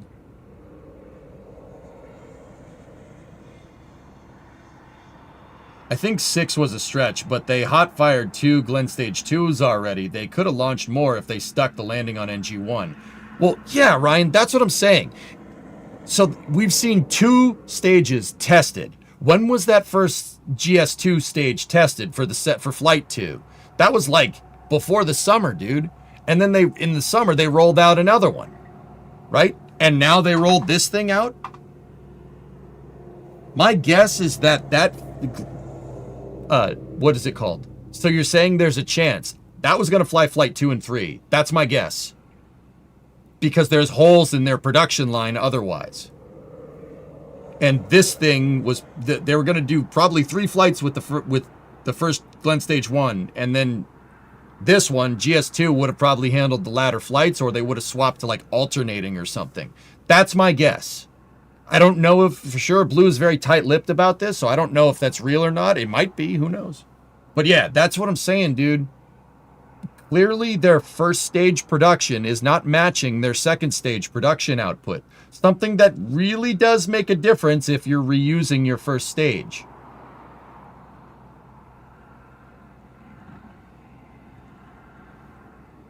Hey, Ewok, what's going on? Any word on when Rocket Lab's landing ship is going for sea trials? Well, they just recently bought it a couple of months ago, Rarest. It's going to take some time to make it. Expecting to land on the first attempt is crazy, though. It's not if you're using waterfall design, if you're using waterfall engineering, waterfall systems engineering, Akimi. It's not, no, not at all. I would argue And that's where I'm like, I would argue that if you're going to play devil's advocate here, it's like, what do you know about landing stages from suborbital trajectories? Well, Blue has some experience with that with New Shepard, but I think it's kind of clear at this point that that didn't translate over very well.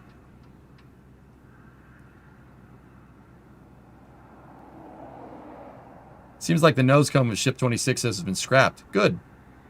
Burn it. So, you know, if you rewind back to the beginning of this year before Glenn Flight 1, right? Before the NG-1 mission, it seems like a pretty smart idea. In fact, I said that's, you know, Blue has some experience landing. But doing an exoatmospheric deceleration burn and going through the reentry transients, right, of a first stage coming back from way above the Kármán line, going way faster, they don't have a lot of experience with. And it shows.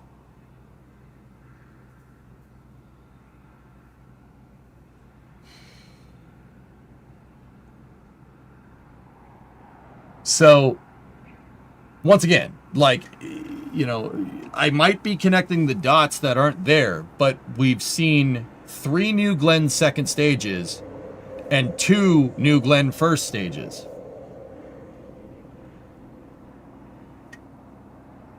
I mean, do the math. You know what I mean? Now, there's NG-1, which had the first upper stage and the first stage. The upper stage did its job, and it's still up there from what I understand. The first stage did not do its job, and it failed. And then we saw another second stage for New Glenn. NG serial number 2, or NG-GS2 serial number 2, right? And then we saw NG-GS2 serial number 3. And now we see NG-GS1 serial number 1. Like I said, 3 upper stages this year, 2 first stages. Do the math. One's missing, which means, like I said, the more I think about this, the more I think that they entirely were intending on getting that stage back. And they didn't, and that screwed up their production pretty badly. But, I don't know. That's just a theory, guys. Who knows? Either way, never tell me the odds does look beautiful. Look at that dang thing. It's a monster. I love it. It's great. Fly it more, please. Clearly, they front-loaded the engineering effort, and they are confident that they can do it. In comparison, SpaceX is more, let's launch it and figure it out from the data. Yep. Pretty much.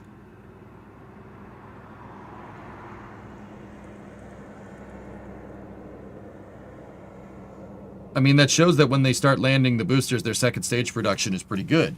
Well, yeah, ship watching, that's the other reason why I think they're planning on... These are full fidelity models. Like a full fidelity flight article here. Meaning that this thing is designed to be reused basically from the start. It's not like Falcon, where they added grid fins, and then they added landing legs. And then they tried to land one out in the water. And then they tried to land one on a drone ship. And then they tried to bring one back to land. And they got one back to land. Then they got one on the drone ship. And then they figured out ways to do that better. And then we get Falcon 9 Block 5. That's the short version. This is not that. This is trying to make Falcon 9 Block 5 on the first try. That's why it's taken so long for New Glenn to come around. Because they're trying to do all the analysis first. Yeah, dude, she's a beast. I mean, either way, this thing's going to go. And I'll bet you this one lands. I'll bet you they'll get it. Because like I said, Blue has a lot of experience landing stages.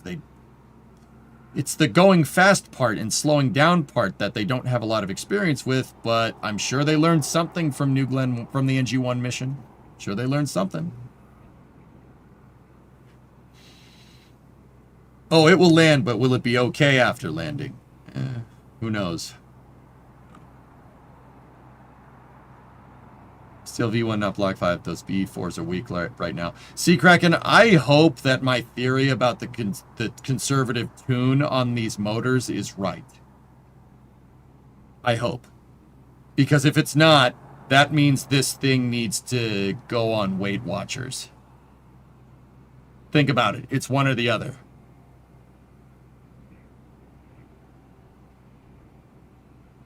Why would you get such low thrust to weight off of the pad?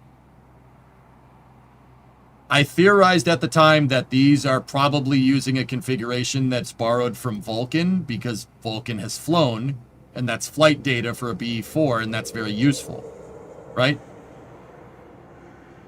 I hope that that's what's going on, because if it's not, that means the rocket's too fat. Yeah, it's a 1070 up there with 3 axles in the back pulling it. An M1070. It's good.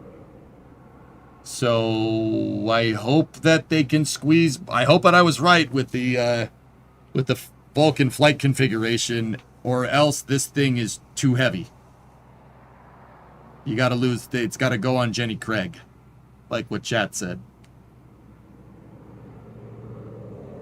Doing it like SpaceX allows to compartmentalize the design and problems instead of a holistic system approach. Correct.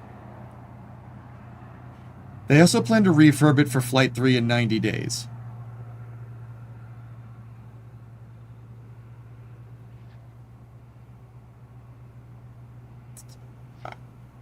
This booster is named Never Tell Me the Odds. Phil, you know what just popped into my head? May the odds be ever in your favor.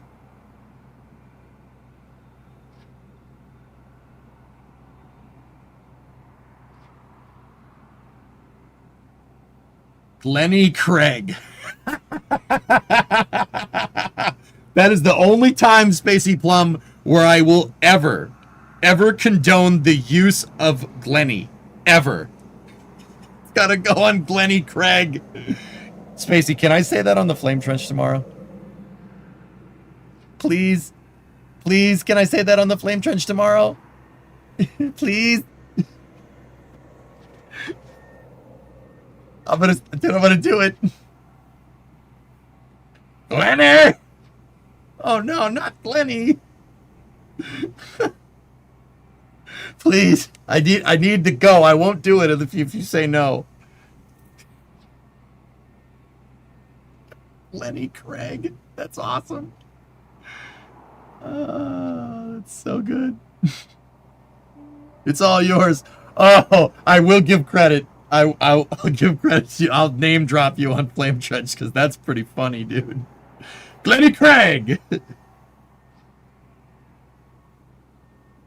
Why did you read that horrid book? What, Hunger Games? I didn't. I learned that from memes, Lazari. That's the Hunger Games, right? I don't even know. Is it? I think. May the odds be ever in your favor. Sweet. All right, cool. Yeah, that's not the type of books I read. I read books like The Fighting Sailor by Jack Ryan. It's about naval combat tactics. Yeah, that's what I read.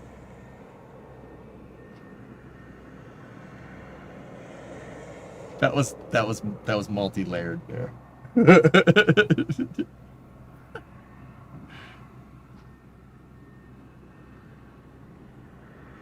His conclusions were all wrong. Halsey acted stupidly.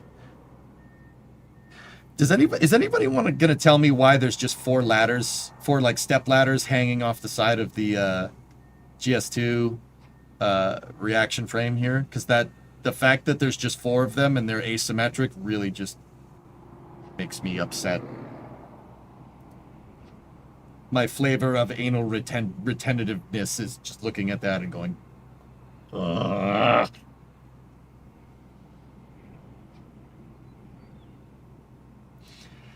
So, Cyborg, you saw it too. Dude, my guess is that there's something that needs to be, there's a system here that needs to be closed out that they can only do on the pad.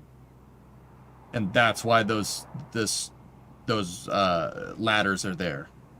It's something they're not going to remove them because they still have something to do in this area on the stage, and they can only do it when it's on the pad or in the HIF. But judging by the way those ladders probably fold, they probably fold out this way. So I would say that New Glenn would probably be in the vertical position on the pad when those things are used. So it's some type of open ticket item that is done during pad closeout. That's my guess. I mean, I could be wrong. I don't know.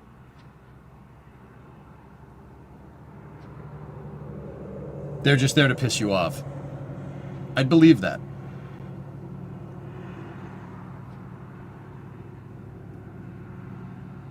Have you read his Lost Fleet series? It's great.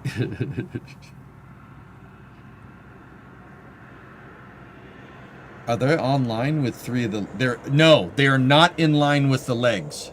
At least I don't think. Hold on. Yeah, no. There's a leg here, engine there, leg there, engine there. So this engine right here it's lined up with those 2 motors. The landing leg, there's 6 of them. The landing leg's right here. That's where the Ethernet plugs in. Oh. Yeah, wait a minute. Where is the umbilical? Do we know where Glen Stage 1's umbilical is?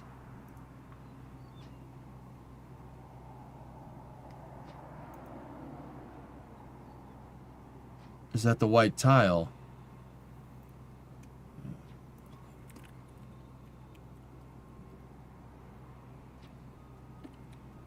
Ooh, new David Feinberg. Nice.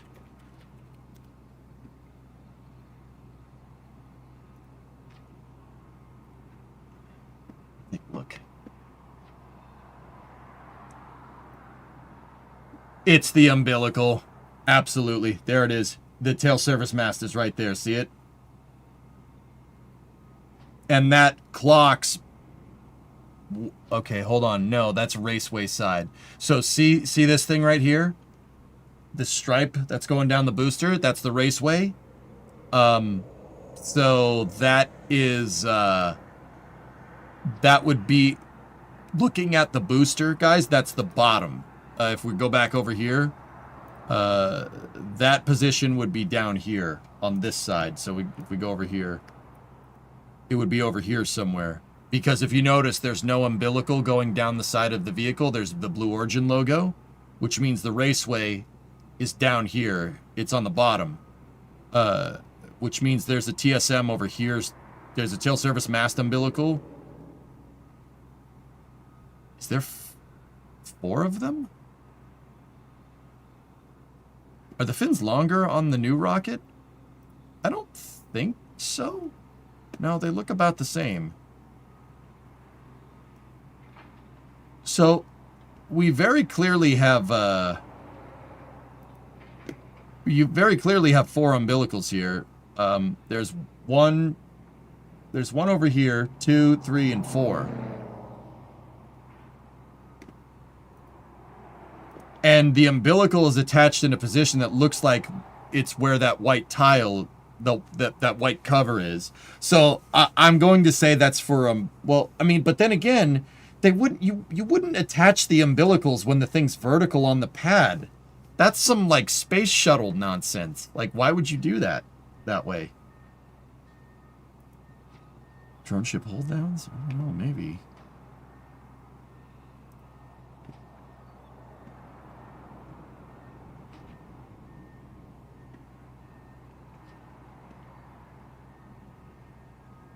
Yeah, so here, let me back it up real quick. Yeah, see, there's another one right there. Mustang. Absolutely a Mustang. Oh, dude, that's rad. Look at that monster. That looks like hold downs. If it's hold downs, Aqualux, why is there a processing stool at the bottom of the stage? Genuine question. What's this blue thing? The reaction frame. That's what bolts to the pad. We've seen it. I don't think... Actually, dude, looking at this, right? See these orange things? Those look like ordnance enclosures for explosive bolts, if I'm looking at this correctly. Hold downs, not hold ups. Now I'm really confused.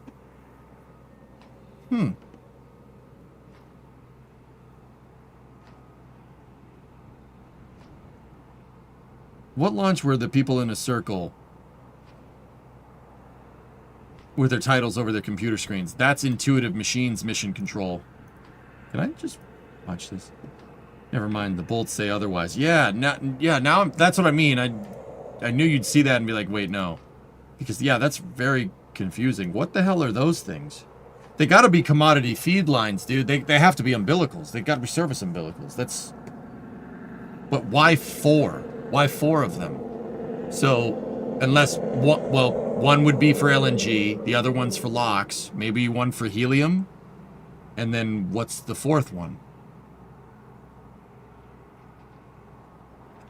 Maybe a has gas recirculation.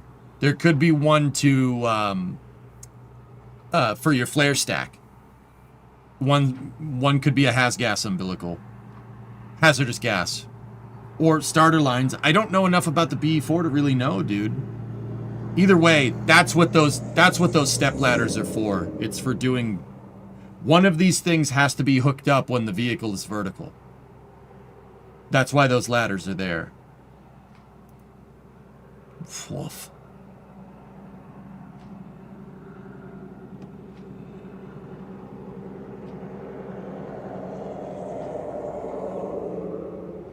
Oh, that's nice. Dude, that rocket is freaking huge.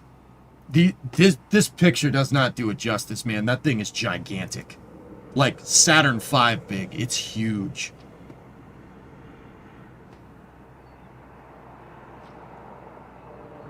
Oh.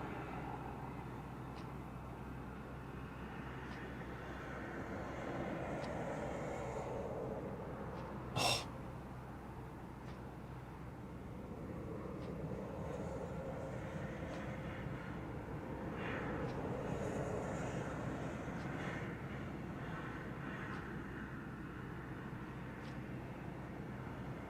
You know, for a company that's never staged anything before, they did pretty damn good.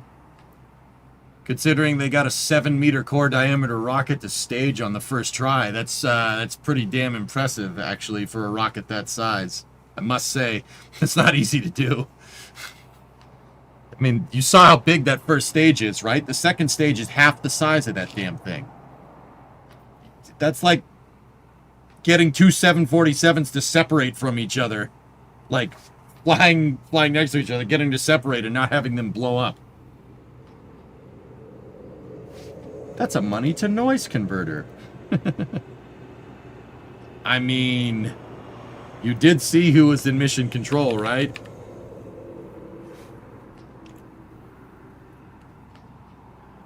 And survive a coast to Mio with an engine relight. That's insanely difficult. They did good, man. They really did. Oh, I see. The money is there. Yeah, Stimo. Yeah, you see what I'm saying? You know, you see what I'm saying? You know, you're right, but also, I don't think that that's an issue here. You know, considering that's the owner of Blue Origin right there, and that's the CEO right there. Yeah, that guy just. These two. Yeah, yeah. Do you think the FTS went off on the first stage? No. I think they, So, okay, I don't mean to keep comparing to SpaceX. I'm not trying to do that to like, denigrate Blue or anything. The early Falcon 9 flights that did supersonic retropropulsion, Blue calls it an exo-atmospheric reentry burn. Probably because they didn't want to call it supersonic retropropulsion because that's what SpaceX calls it. I don't know. Whatever. I'm going to say supersonic retropropulsion, not because I have an axe to grind or anything. That's just my favorite thing, and I just like saying it. It's like my favorite thing. I'm known for it. SSRP is a NASA term, actually. Yes, that's right. So, during the early Falcon 9 days of recovery, Like, so we're talking CRS-4. What was one after that? Like 2013, 2014, 2015, that time period with Falcon 9, SpaceX was having some nasty entry intrusion problems despite doing supersonic retropropulsion. They were getting extreme burn through at the bottom of the vehicle. So the rocket engines, New Glenn and Falcon 9, have an engine section, right? New Glenn's is more pronounced because it flares out because of the landing legs, right? And the only part of the engine that you see is the nozzle. That's not the entire rocket engine, right? The only part that you see is the nozzle. But all the turbine machinery is inside of the engine section. And the entire rocket gimbals. When a rocket engine gimbals, the turbine machinery and the nozzle move as one, right? And it's on a gimbal. It's on a ball joint, basically, and it can move in any direction, right? That's what a gimbal is. A gimbal usually just tilts the entire rocket engine, and the fuel lines are connected with a flexi hose. It's a really, really, really cool space-age flexi hose. But that's the idea. So because of this, right, basically around the throat of the engine or somewhere along the nozzle, you need to have a heat blanket that connects to the engine section that can flex with the rocket engine. Somebody's screwing around with CP11. Whatever. You need to have a blanket. There needs to be flex, but you also don't want stuff going up inside of your engine section when the vehicle's flying backwards, right? When it's flying business end first. SpaceX had a lot of problems with burn through back in the day. They were blowing out engine panels on landing.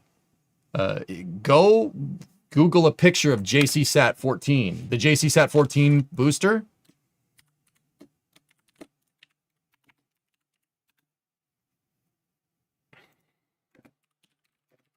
Here, I'll show you. I'll just give you a picture. So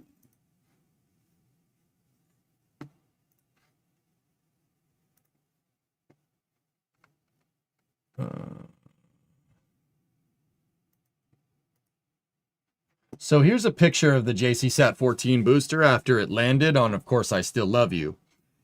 The engine covers are missing. Look.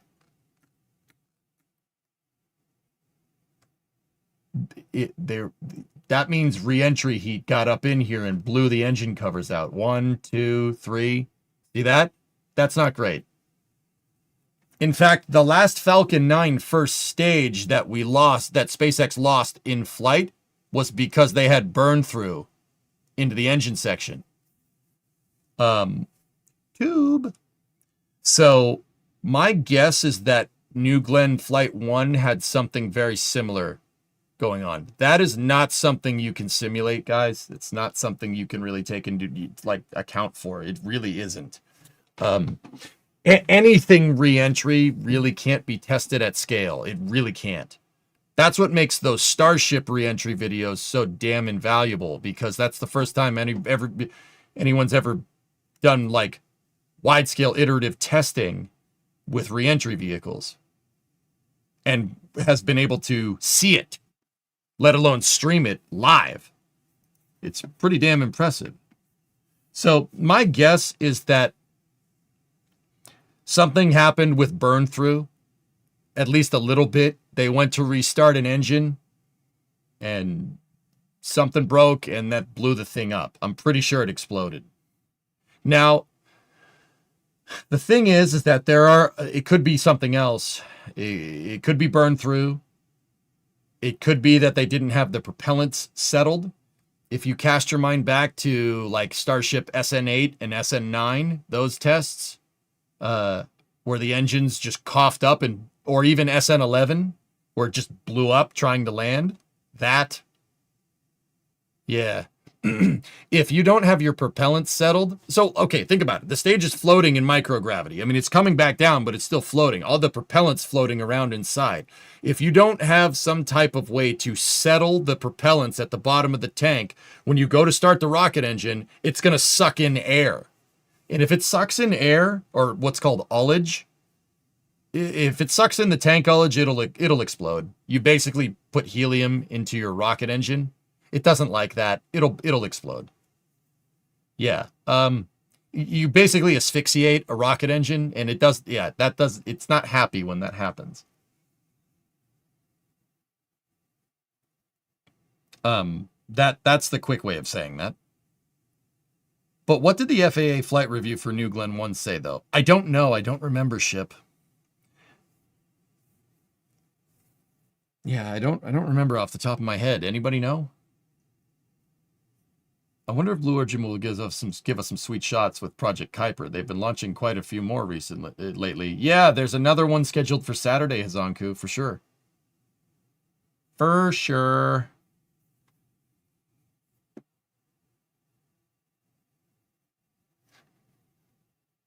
What's that, Bargon?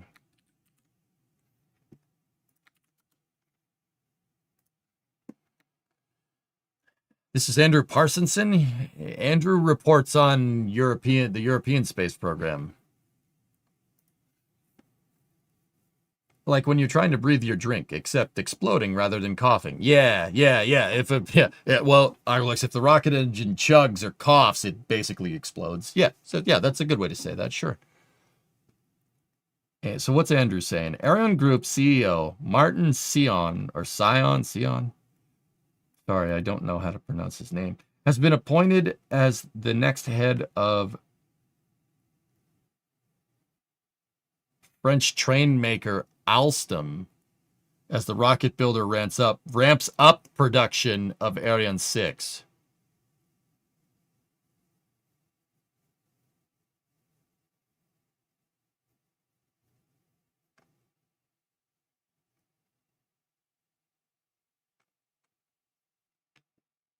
Huh. Alstom made the Acela 2 next-gen trains that just went online. Huh.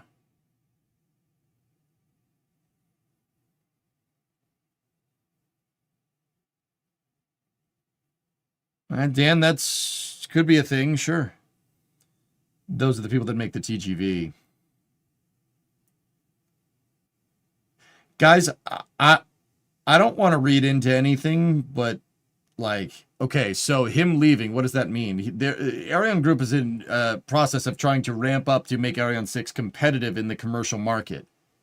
They need to scale. They need to make more because they need to be able to lower the unit. They need to be able to compete on unit price with Falcon 9. So they're trying to scale up. Trying. I'm not 100% sure that this guy leaving has anything to do with them trying and failing. Did he jump ship or did he get poached? CEOs get poached like this all the time. It happens.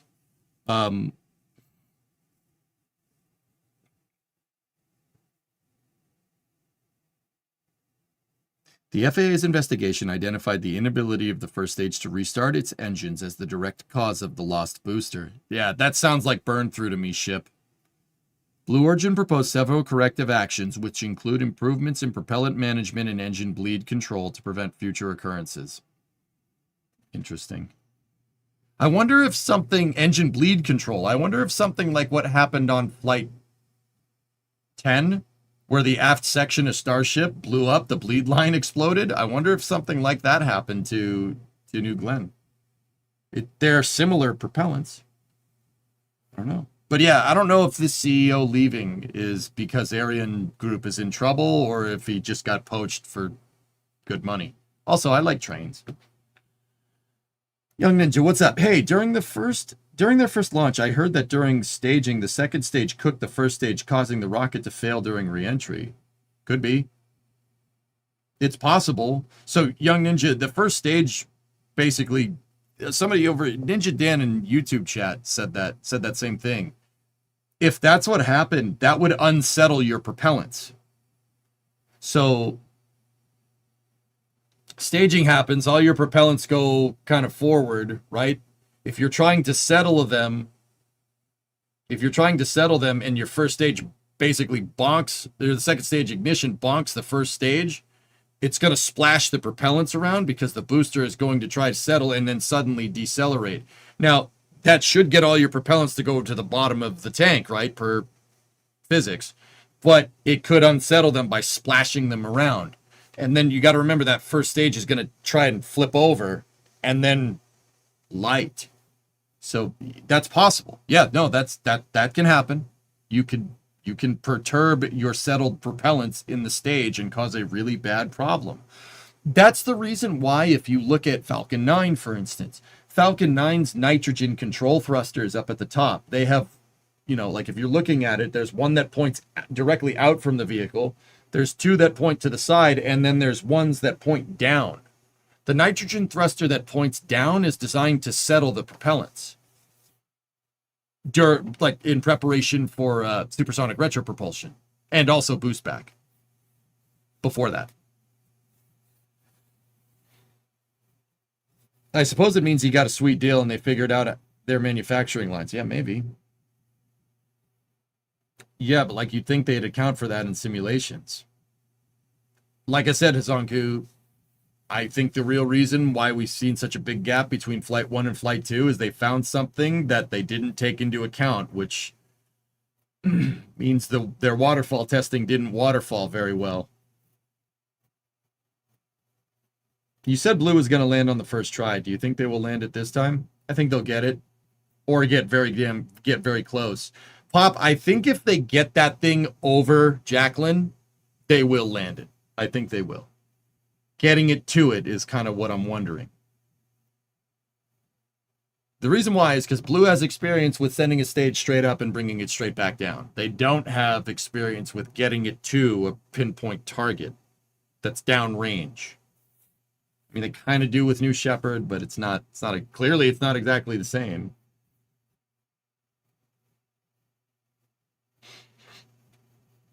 Plot twist, they sink the landing ship. Fun fact, that almost happened on SES 9.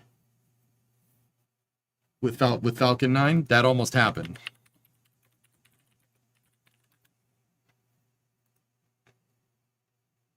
There is a really funny picture of the drone ship after the failed SES 9 landing.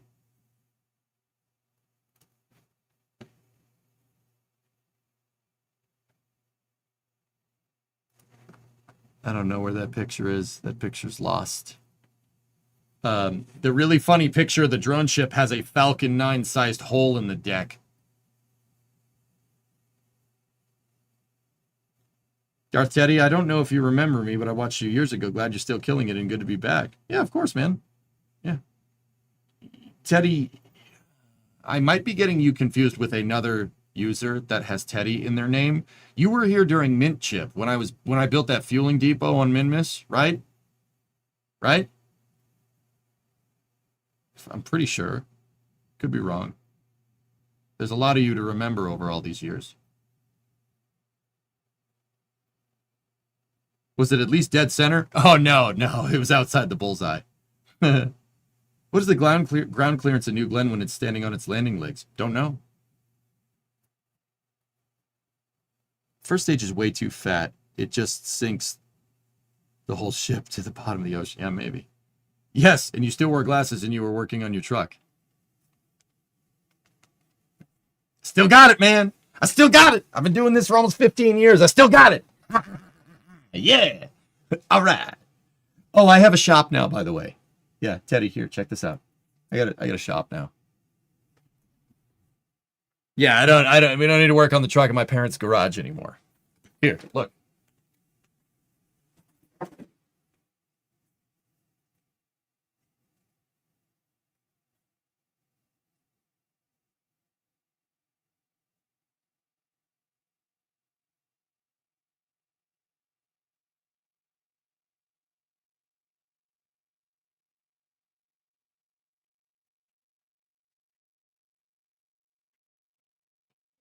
I was trying as hard as I can to not trip. Flip flops. That's right. Move it. Yeah, so that's what I'm up to. That's the new project. That's the crew cab Charger. It's a '69 Coronet. and it has no business being restored, but I'm going to do it anyway.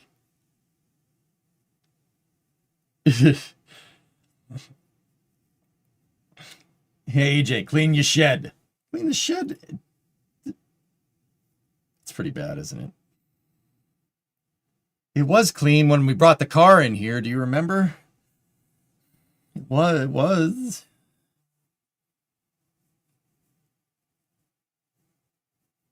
Sedated. What's up, man?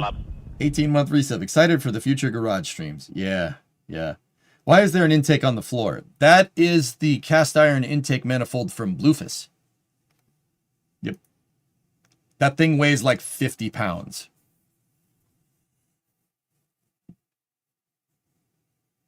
Okay, all right. Well, actually, it's closer to 60. For reference here, that thing weighs more than Titan. My dog. It is heavy. What car? I can't see it through the trash. All right, message received. Jesus.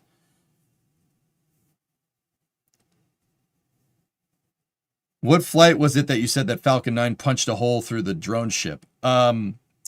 Nice autocorrect, Chip. I saw that before you retracted the message. I know what you meant, dude. It's all good. SES 9. There's some footage from a photographer that doesn't take pictures anymore. Julian is his name. He took a picture from a helicopter of the drone ship, and there straight up is a Falcon 9 shaped hole in the barge. It looks like it didn't go all the way through. It didn't punch through, but it did punch a hole in the deck and then like maybe fell over and exploded. Like maybe. But yeah, SES 9.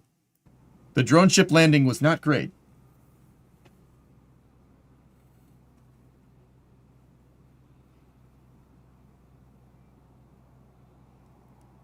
Yeah, Dama. Yeah. There you go. My bad. Hey, don't worry about it, dude. It's an honest mistake. I knew it was an autocorrect. You didn't mean it. It's fine. What do you think happens first? The Starship catch or New Glenn reuse? Oh, that's a good one. I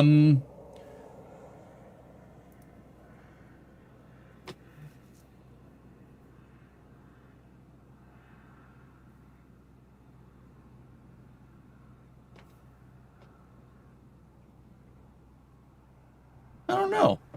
Huh.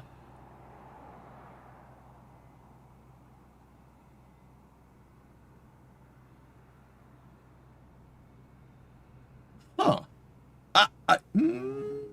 You know what? I'm going to say New Glenn reuse. Yeah. That is a little bit easier than bringing a ship back from space and landing it with sub-centimeter precision. Don't get me wrong. Both of these things are extremely difficult. But, if we could focus in our difficulty scale at the very, very top, I think bringing the ship back and landing it and catching the thing is a little bit more complicated than just reusing a New Glenn first stage. Now, actually, question, Nocturlux. When you say reuse a New Glenn first stage, do you mean reuse it and land it again, or just reuse it?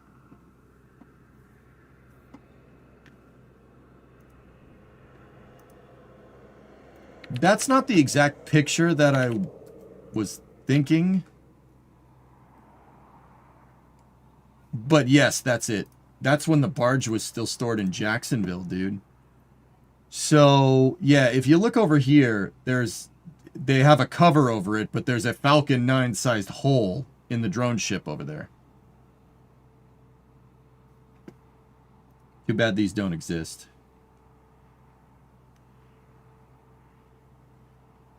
For 460. Is that an ABS plastic intake manifold? Huh.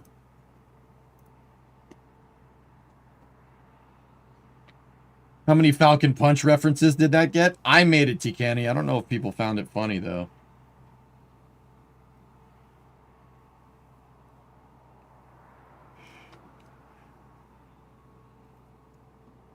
Just reuse Nocturlux? New Glenn, I'd say. Henry in space. Do you pronounce data as data or data? Yes. Yes. Oh, the dater. Get the dater, bud. Yeah, this is when the drone ship was still moored in Jacksonville. I remember back in the day, somebody had a Jacksonville fleet cam, right? And we had like a grainy picture of the drone ship sitting in the harbor in Jacksonville. I pronounced Data as Brent. I understood that reference. When was this? Oh gosh. Wild Gamer, this was easily over a decade ago. 2014, 2015. Yeah. This was before SpaceX had permission to bring a booster in to through Port Canaveral.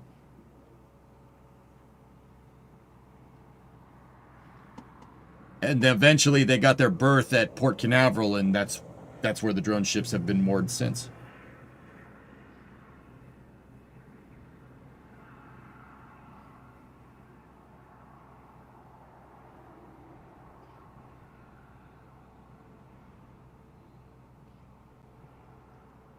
The UI was really different. Yeah, it was, dude, right? That was super different back in the day. A lot of blue. I kind of like the blue. It's kind of nice. Now everything with SpaceX is black and white. And that's fine. It's cool, I guess.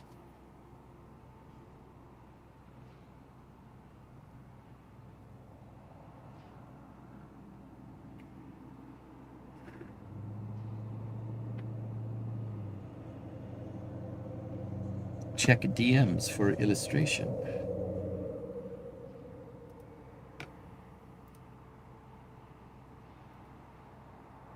Oh, yeah.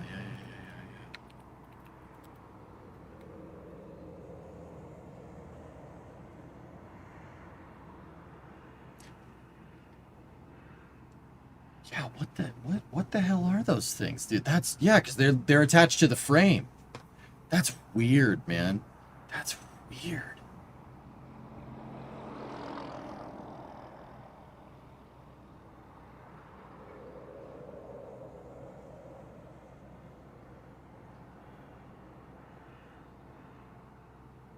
Is it one of those sinkable barges that's under the thing? No, ship watching. In this picture here, that is a... it's kind of a sinkable barge, but it's not. That's just something to kind of push the drone ship up against so it doesn't... So the sides of the drone ships are wings, right? And if you tried to moor the drone ship up against this, right, the wing of the drone ship would be over here somewhere, and it would hit the concrete wall right there. So this thing, they kind of put it up on this thing so it can, you know, they can moor the thing correctly, and it does. They don't have to worry about it damaging the pier or the drone ship. I don't. There's technical terms for what that thing's called. I totally forget what it is.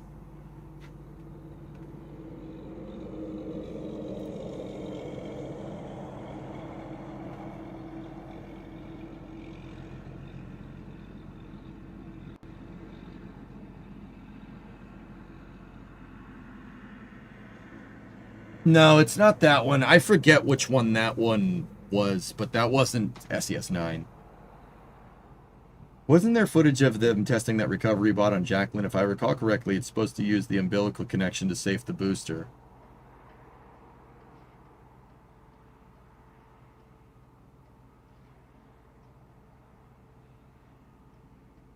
I mean, that makes sense, yeah.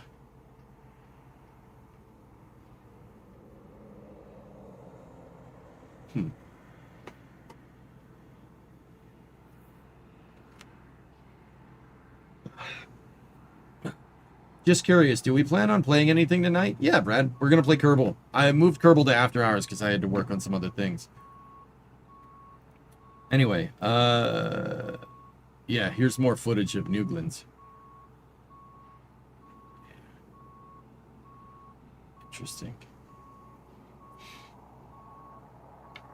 Minecraft 2 has been confirmed. The movie, not the game. Yeah, see, they have propellant settling thrusters, guys. See? They're downward facing right there.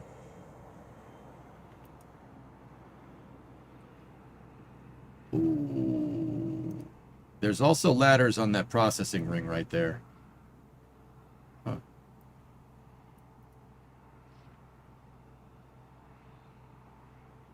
in the sports ball world, Giants-Eagles tonight. Can both teams lose? There's the bong. Never tell me the odds.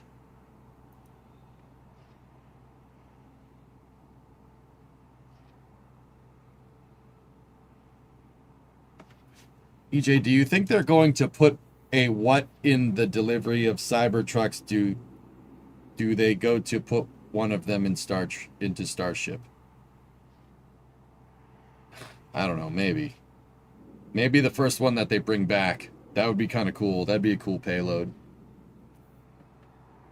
So pretty. I mean, Rocket, you ain't kidding, man. She's a looker. That's a beautiful rocket. Look at that thing. I'm not familiar with those teams. Only baseball exists currently. Oh, speaking of that, hold on. Who's playing tonight?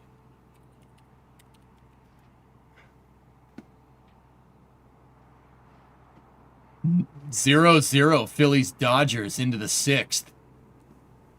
Cool. What's that series at, Dink? Is this an elimination game? 2-1 LA. This is an elimination game. Philly's got to win. It's not cool. It's stressful. Yeah, I know. I know what you mean, dude. Brewers Cubbies tonight. What's that series at, Nova? I think the Cubbies are gonna. This is an elimination game for the Cubbies.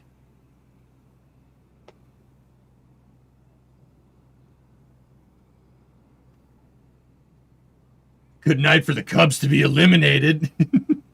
Found the Milwaukee fan. I was going to ask if we were going to play MSC, but will also take Kerbal.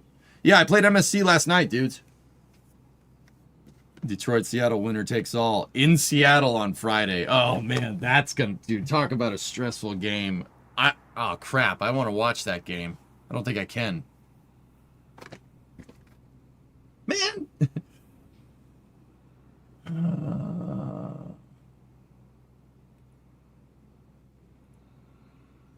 Let's go Yankees. Yeah, let's go to Cancun. I'm a Pirates fan. Can we just pretend the MLB isn't a thing? Yeah.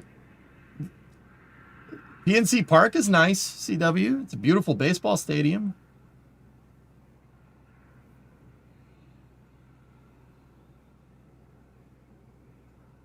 Marlins have to beat Scooble again.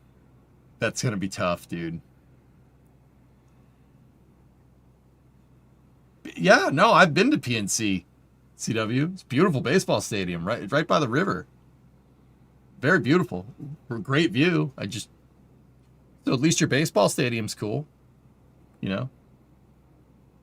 Agent Smith, we're going to pretty much do that now. We're going to go get that science that we need to finish out the capsule.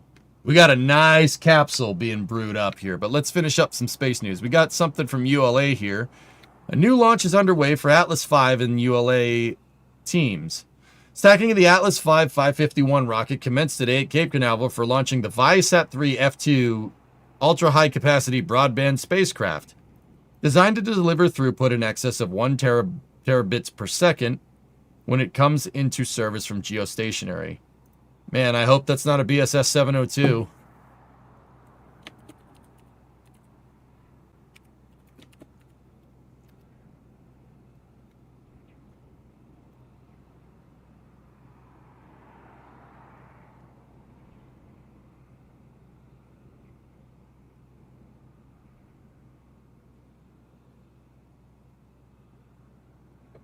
You know what sat bus this thing is?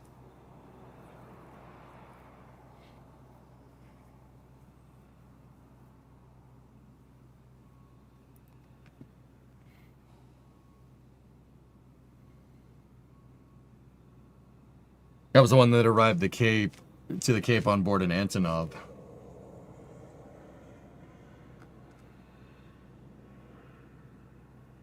Huh. Yeah.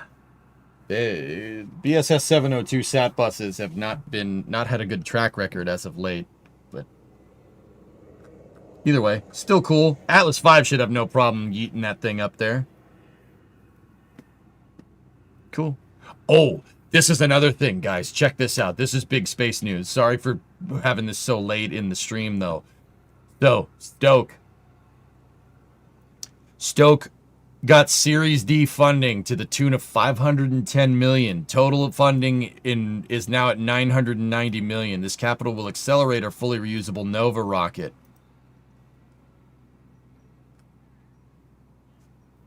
So they've doubled their value with that funding. So wild with no launch.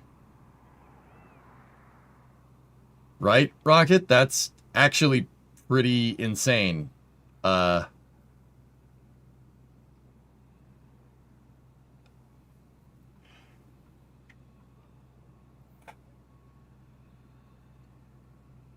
Cape Canaveral will be a busy place soon. Yeah.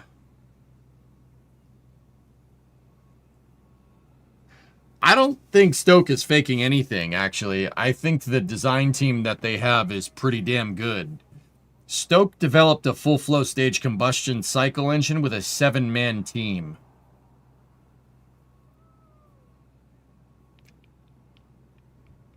Yeah. Stoke's the real deal.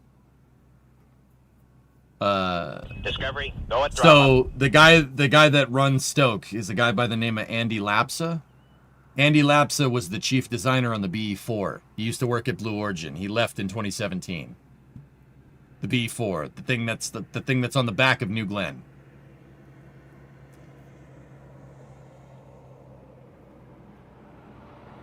Yeah. Yeah, Varian, you didn't know? Stoke is insanely small. It's a very small company. Can you imagine that? 7 dudes designed the Nova rocket with the Andromeda upper stage and that crazy heat shield engine. 7 dudes. Can you say Adderall? I say good engineering, man. I don't know anything. I'm not saying nothing else, dude. Yeah, Stoke is the real deal.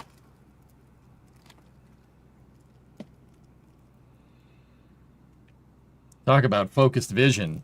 Hey, it's really, systems engineering is really easy when you know exactly what you want. The problem is it's really hard to figure out exactly what you want, which is why when we play KSP, guys, I always make it a thing nowadays to say, what are we doing with this vehicle? What does this vehicle do? What are we supposed to do? What are we supposed to do with it? What is it designed to do? And I really try to drive that point home because building it is way simpler when you know what you want. And Stoke is a really good example of this. Keep the resub. What's up, ECMA? What's up? How you doing? Arsenal. 100-month resub. Not bad. Not bad. Oh. I'm not saying that, dude. I'm not saying, dude. That's...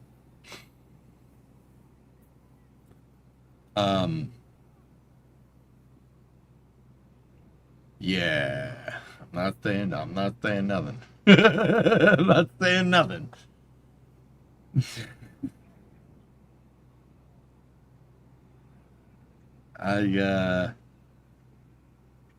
Yeah. A little messed up, dude. Messed up. Not your message. That. World's good except for the shutdown, but I still get to work. Back pay, schmack pay. Yeah, you're fine. You'll be all right. All right.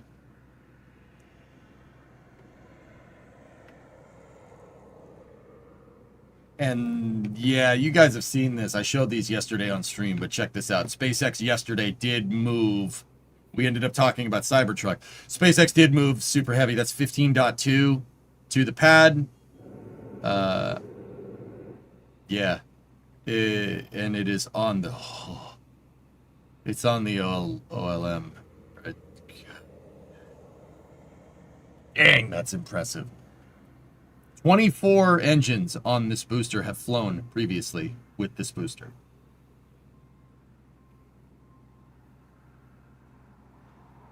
What was that vent noise? They're pouring concrete. They're pouring concrete at the Gigabay.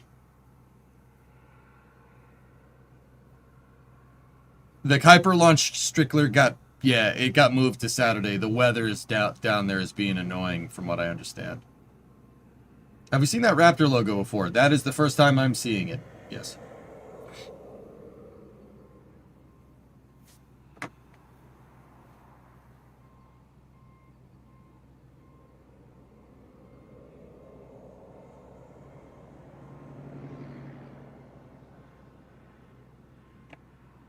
It was raining all morning along the lower East Coast today. Dude, we got a monsoon yesterday up here. They just reused the Tesla logo? Oh, crap. It kind of is a Tesla logo. Why'd you have to go and say that? Now I can't unsee it. Man!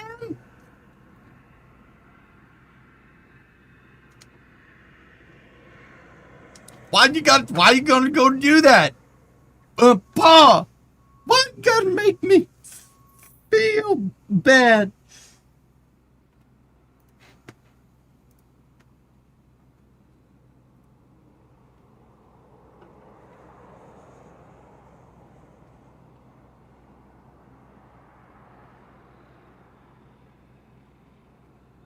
Oh, there is one thing.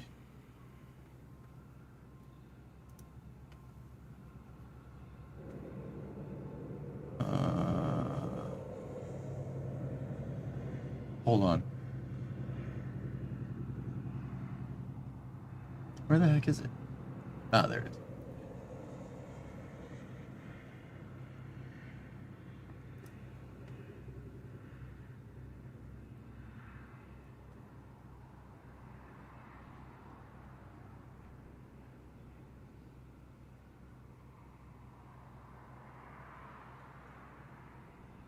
Yeah, I wanted to show you guys this. Here, check this out real quick.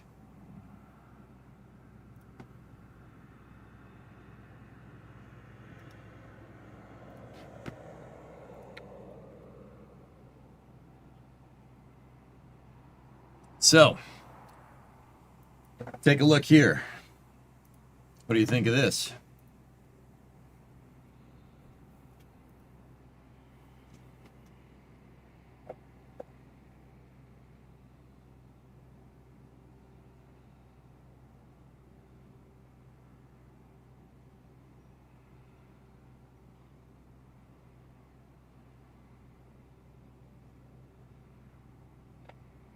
Will the bottom of Block 3 Super Heavy glow? Yeah, a little bit. Are you going to go down to Starbase? No, Bran, I'm not. There is just one more thing.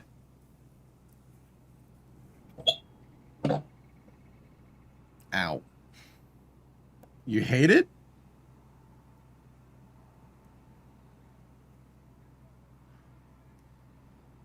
Basically Kerbals with fur and ears. It's pretty good character modeling, man. Yeah, yeah, Aquilix, you would be fine with it. I'm just messing, dude. I'm just kidding. Yeah, no, it looks good to me, man. Oh, look, he's so sad.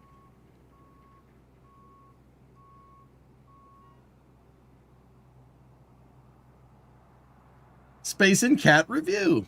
So this is the this is a video from our buddies over at RocketWorks about with the character model for Kitten Space Agency. Stream is buffering a lot. Oh no.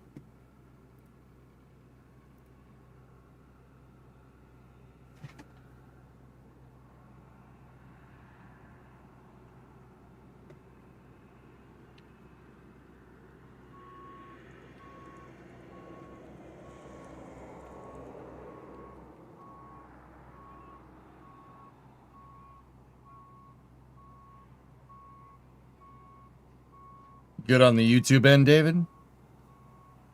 Stream's fine on YouTube?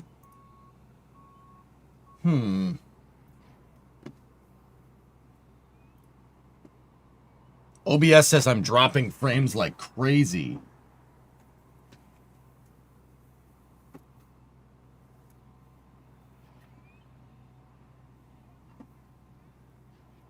No issues on you guys' end. Matrices were good. All right.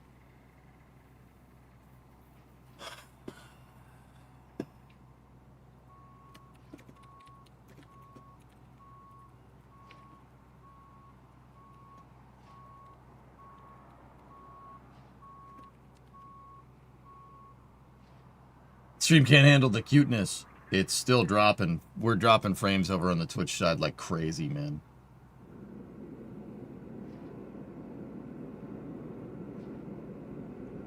YouTube is, you guys are still good over there? That's good, man. That's good. Thank you for letting me know.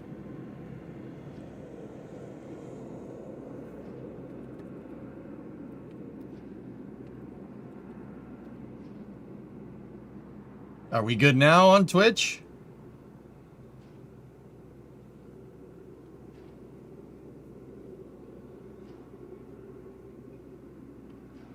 Seems fine now. It still says we're dropping frames like crazy, dude.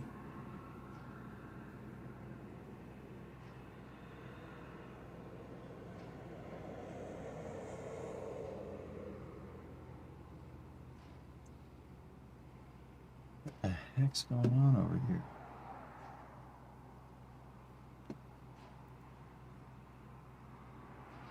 Anyway, that was the new KSA avatar. I'm fine with it. It's pretty cool. Like, I don't know. Twitch is like 50 seconds behind YouTube. Oh dear.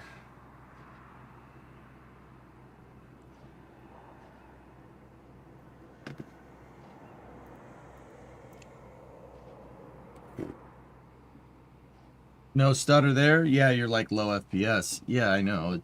I see it. It says it's unstable, but YouTube is okay, which tells me that that's Twitch's. It's on Twitch's end. It's the ingest server. Great stream, by the way. Thanks, Jeff. Only happened when the cat was playing. Get a lot of buffering from other Twitch streams too. YouTube seems fine. Oh, all right. It's good after a refresh. Okay. Yeah, YouTube is loud and clear.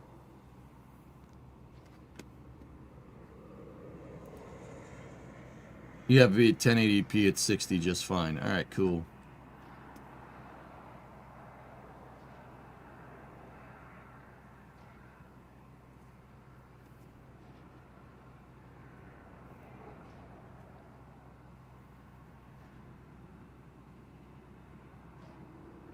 Why wouldn't you be fine with that? I'm not saying nothing, dude. I ain't saying nothing.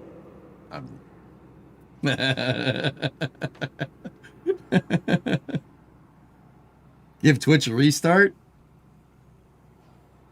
Yeah. You'd like to see a caricature of Titan instead of the cat. I said that in a buffer to get on Twitch. No buffering on the YouTube side. Tell Rocket it needs whiskers. Got it. Alright. Didn't know you stream on YouTube. Learn something every day. Yeah, I'm here.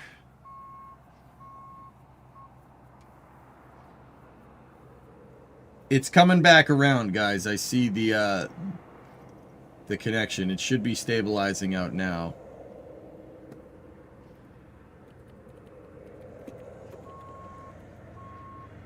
Refresh it. Oh, nope, it went to crap again.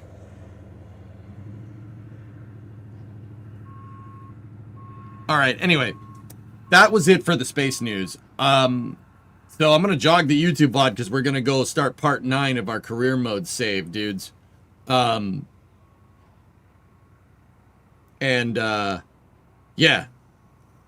We'll go from there. So we'll jog both the Twitch and the YouTube streams. Discovery, go at throttle up. I'll see you guys in about like 5 minutes, and we'll fire up KSP. I hope you enjoyed the 4-hour space news. I told you there'd be a big space news today, right? So I will see you guys in a moment. I will be back. I'll jog the YouTube and the Twitch stream, and we'll fire up KSP. Thank you very much for watching. Hope you enjoyed the Space and Rocket review. See you guys in a moment. Or if you're watching the VOD, I hope you have a good day. Thank you for watching to the end. Did you skip here? Be honest. Did you skip to this? I'm just kidding. I don't care. See you in a second.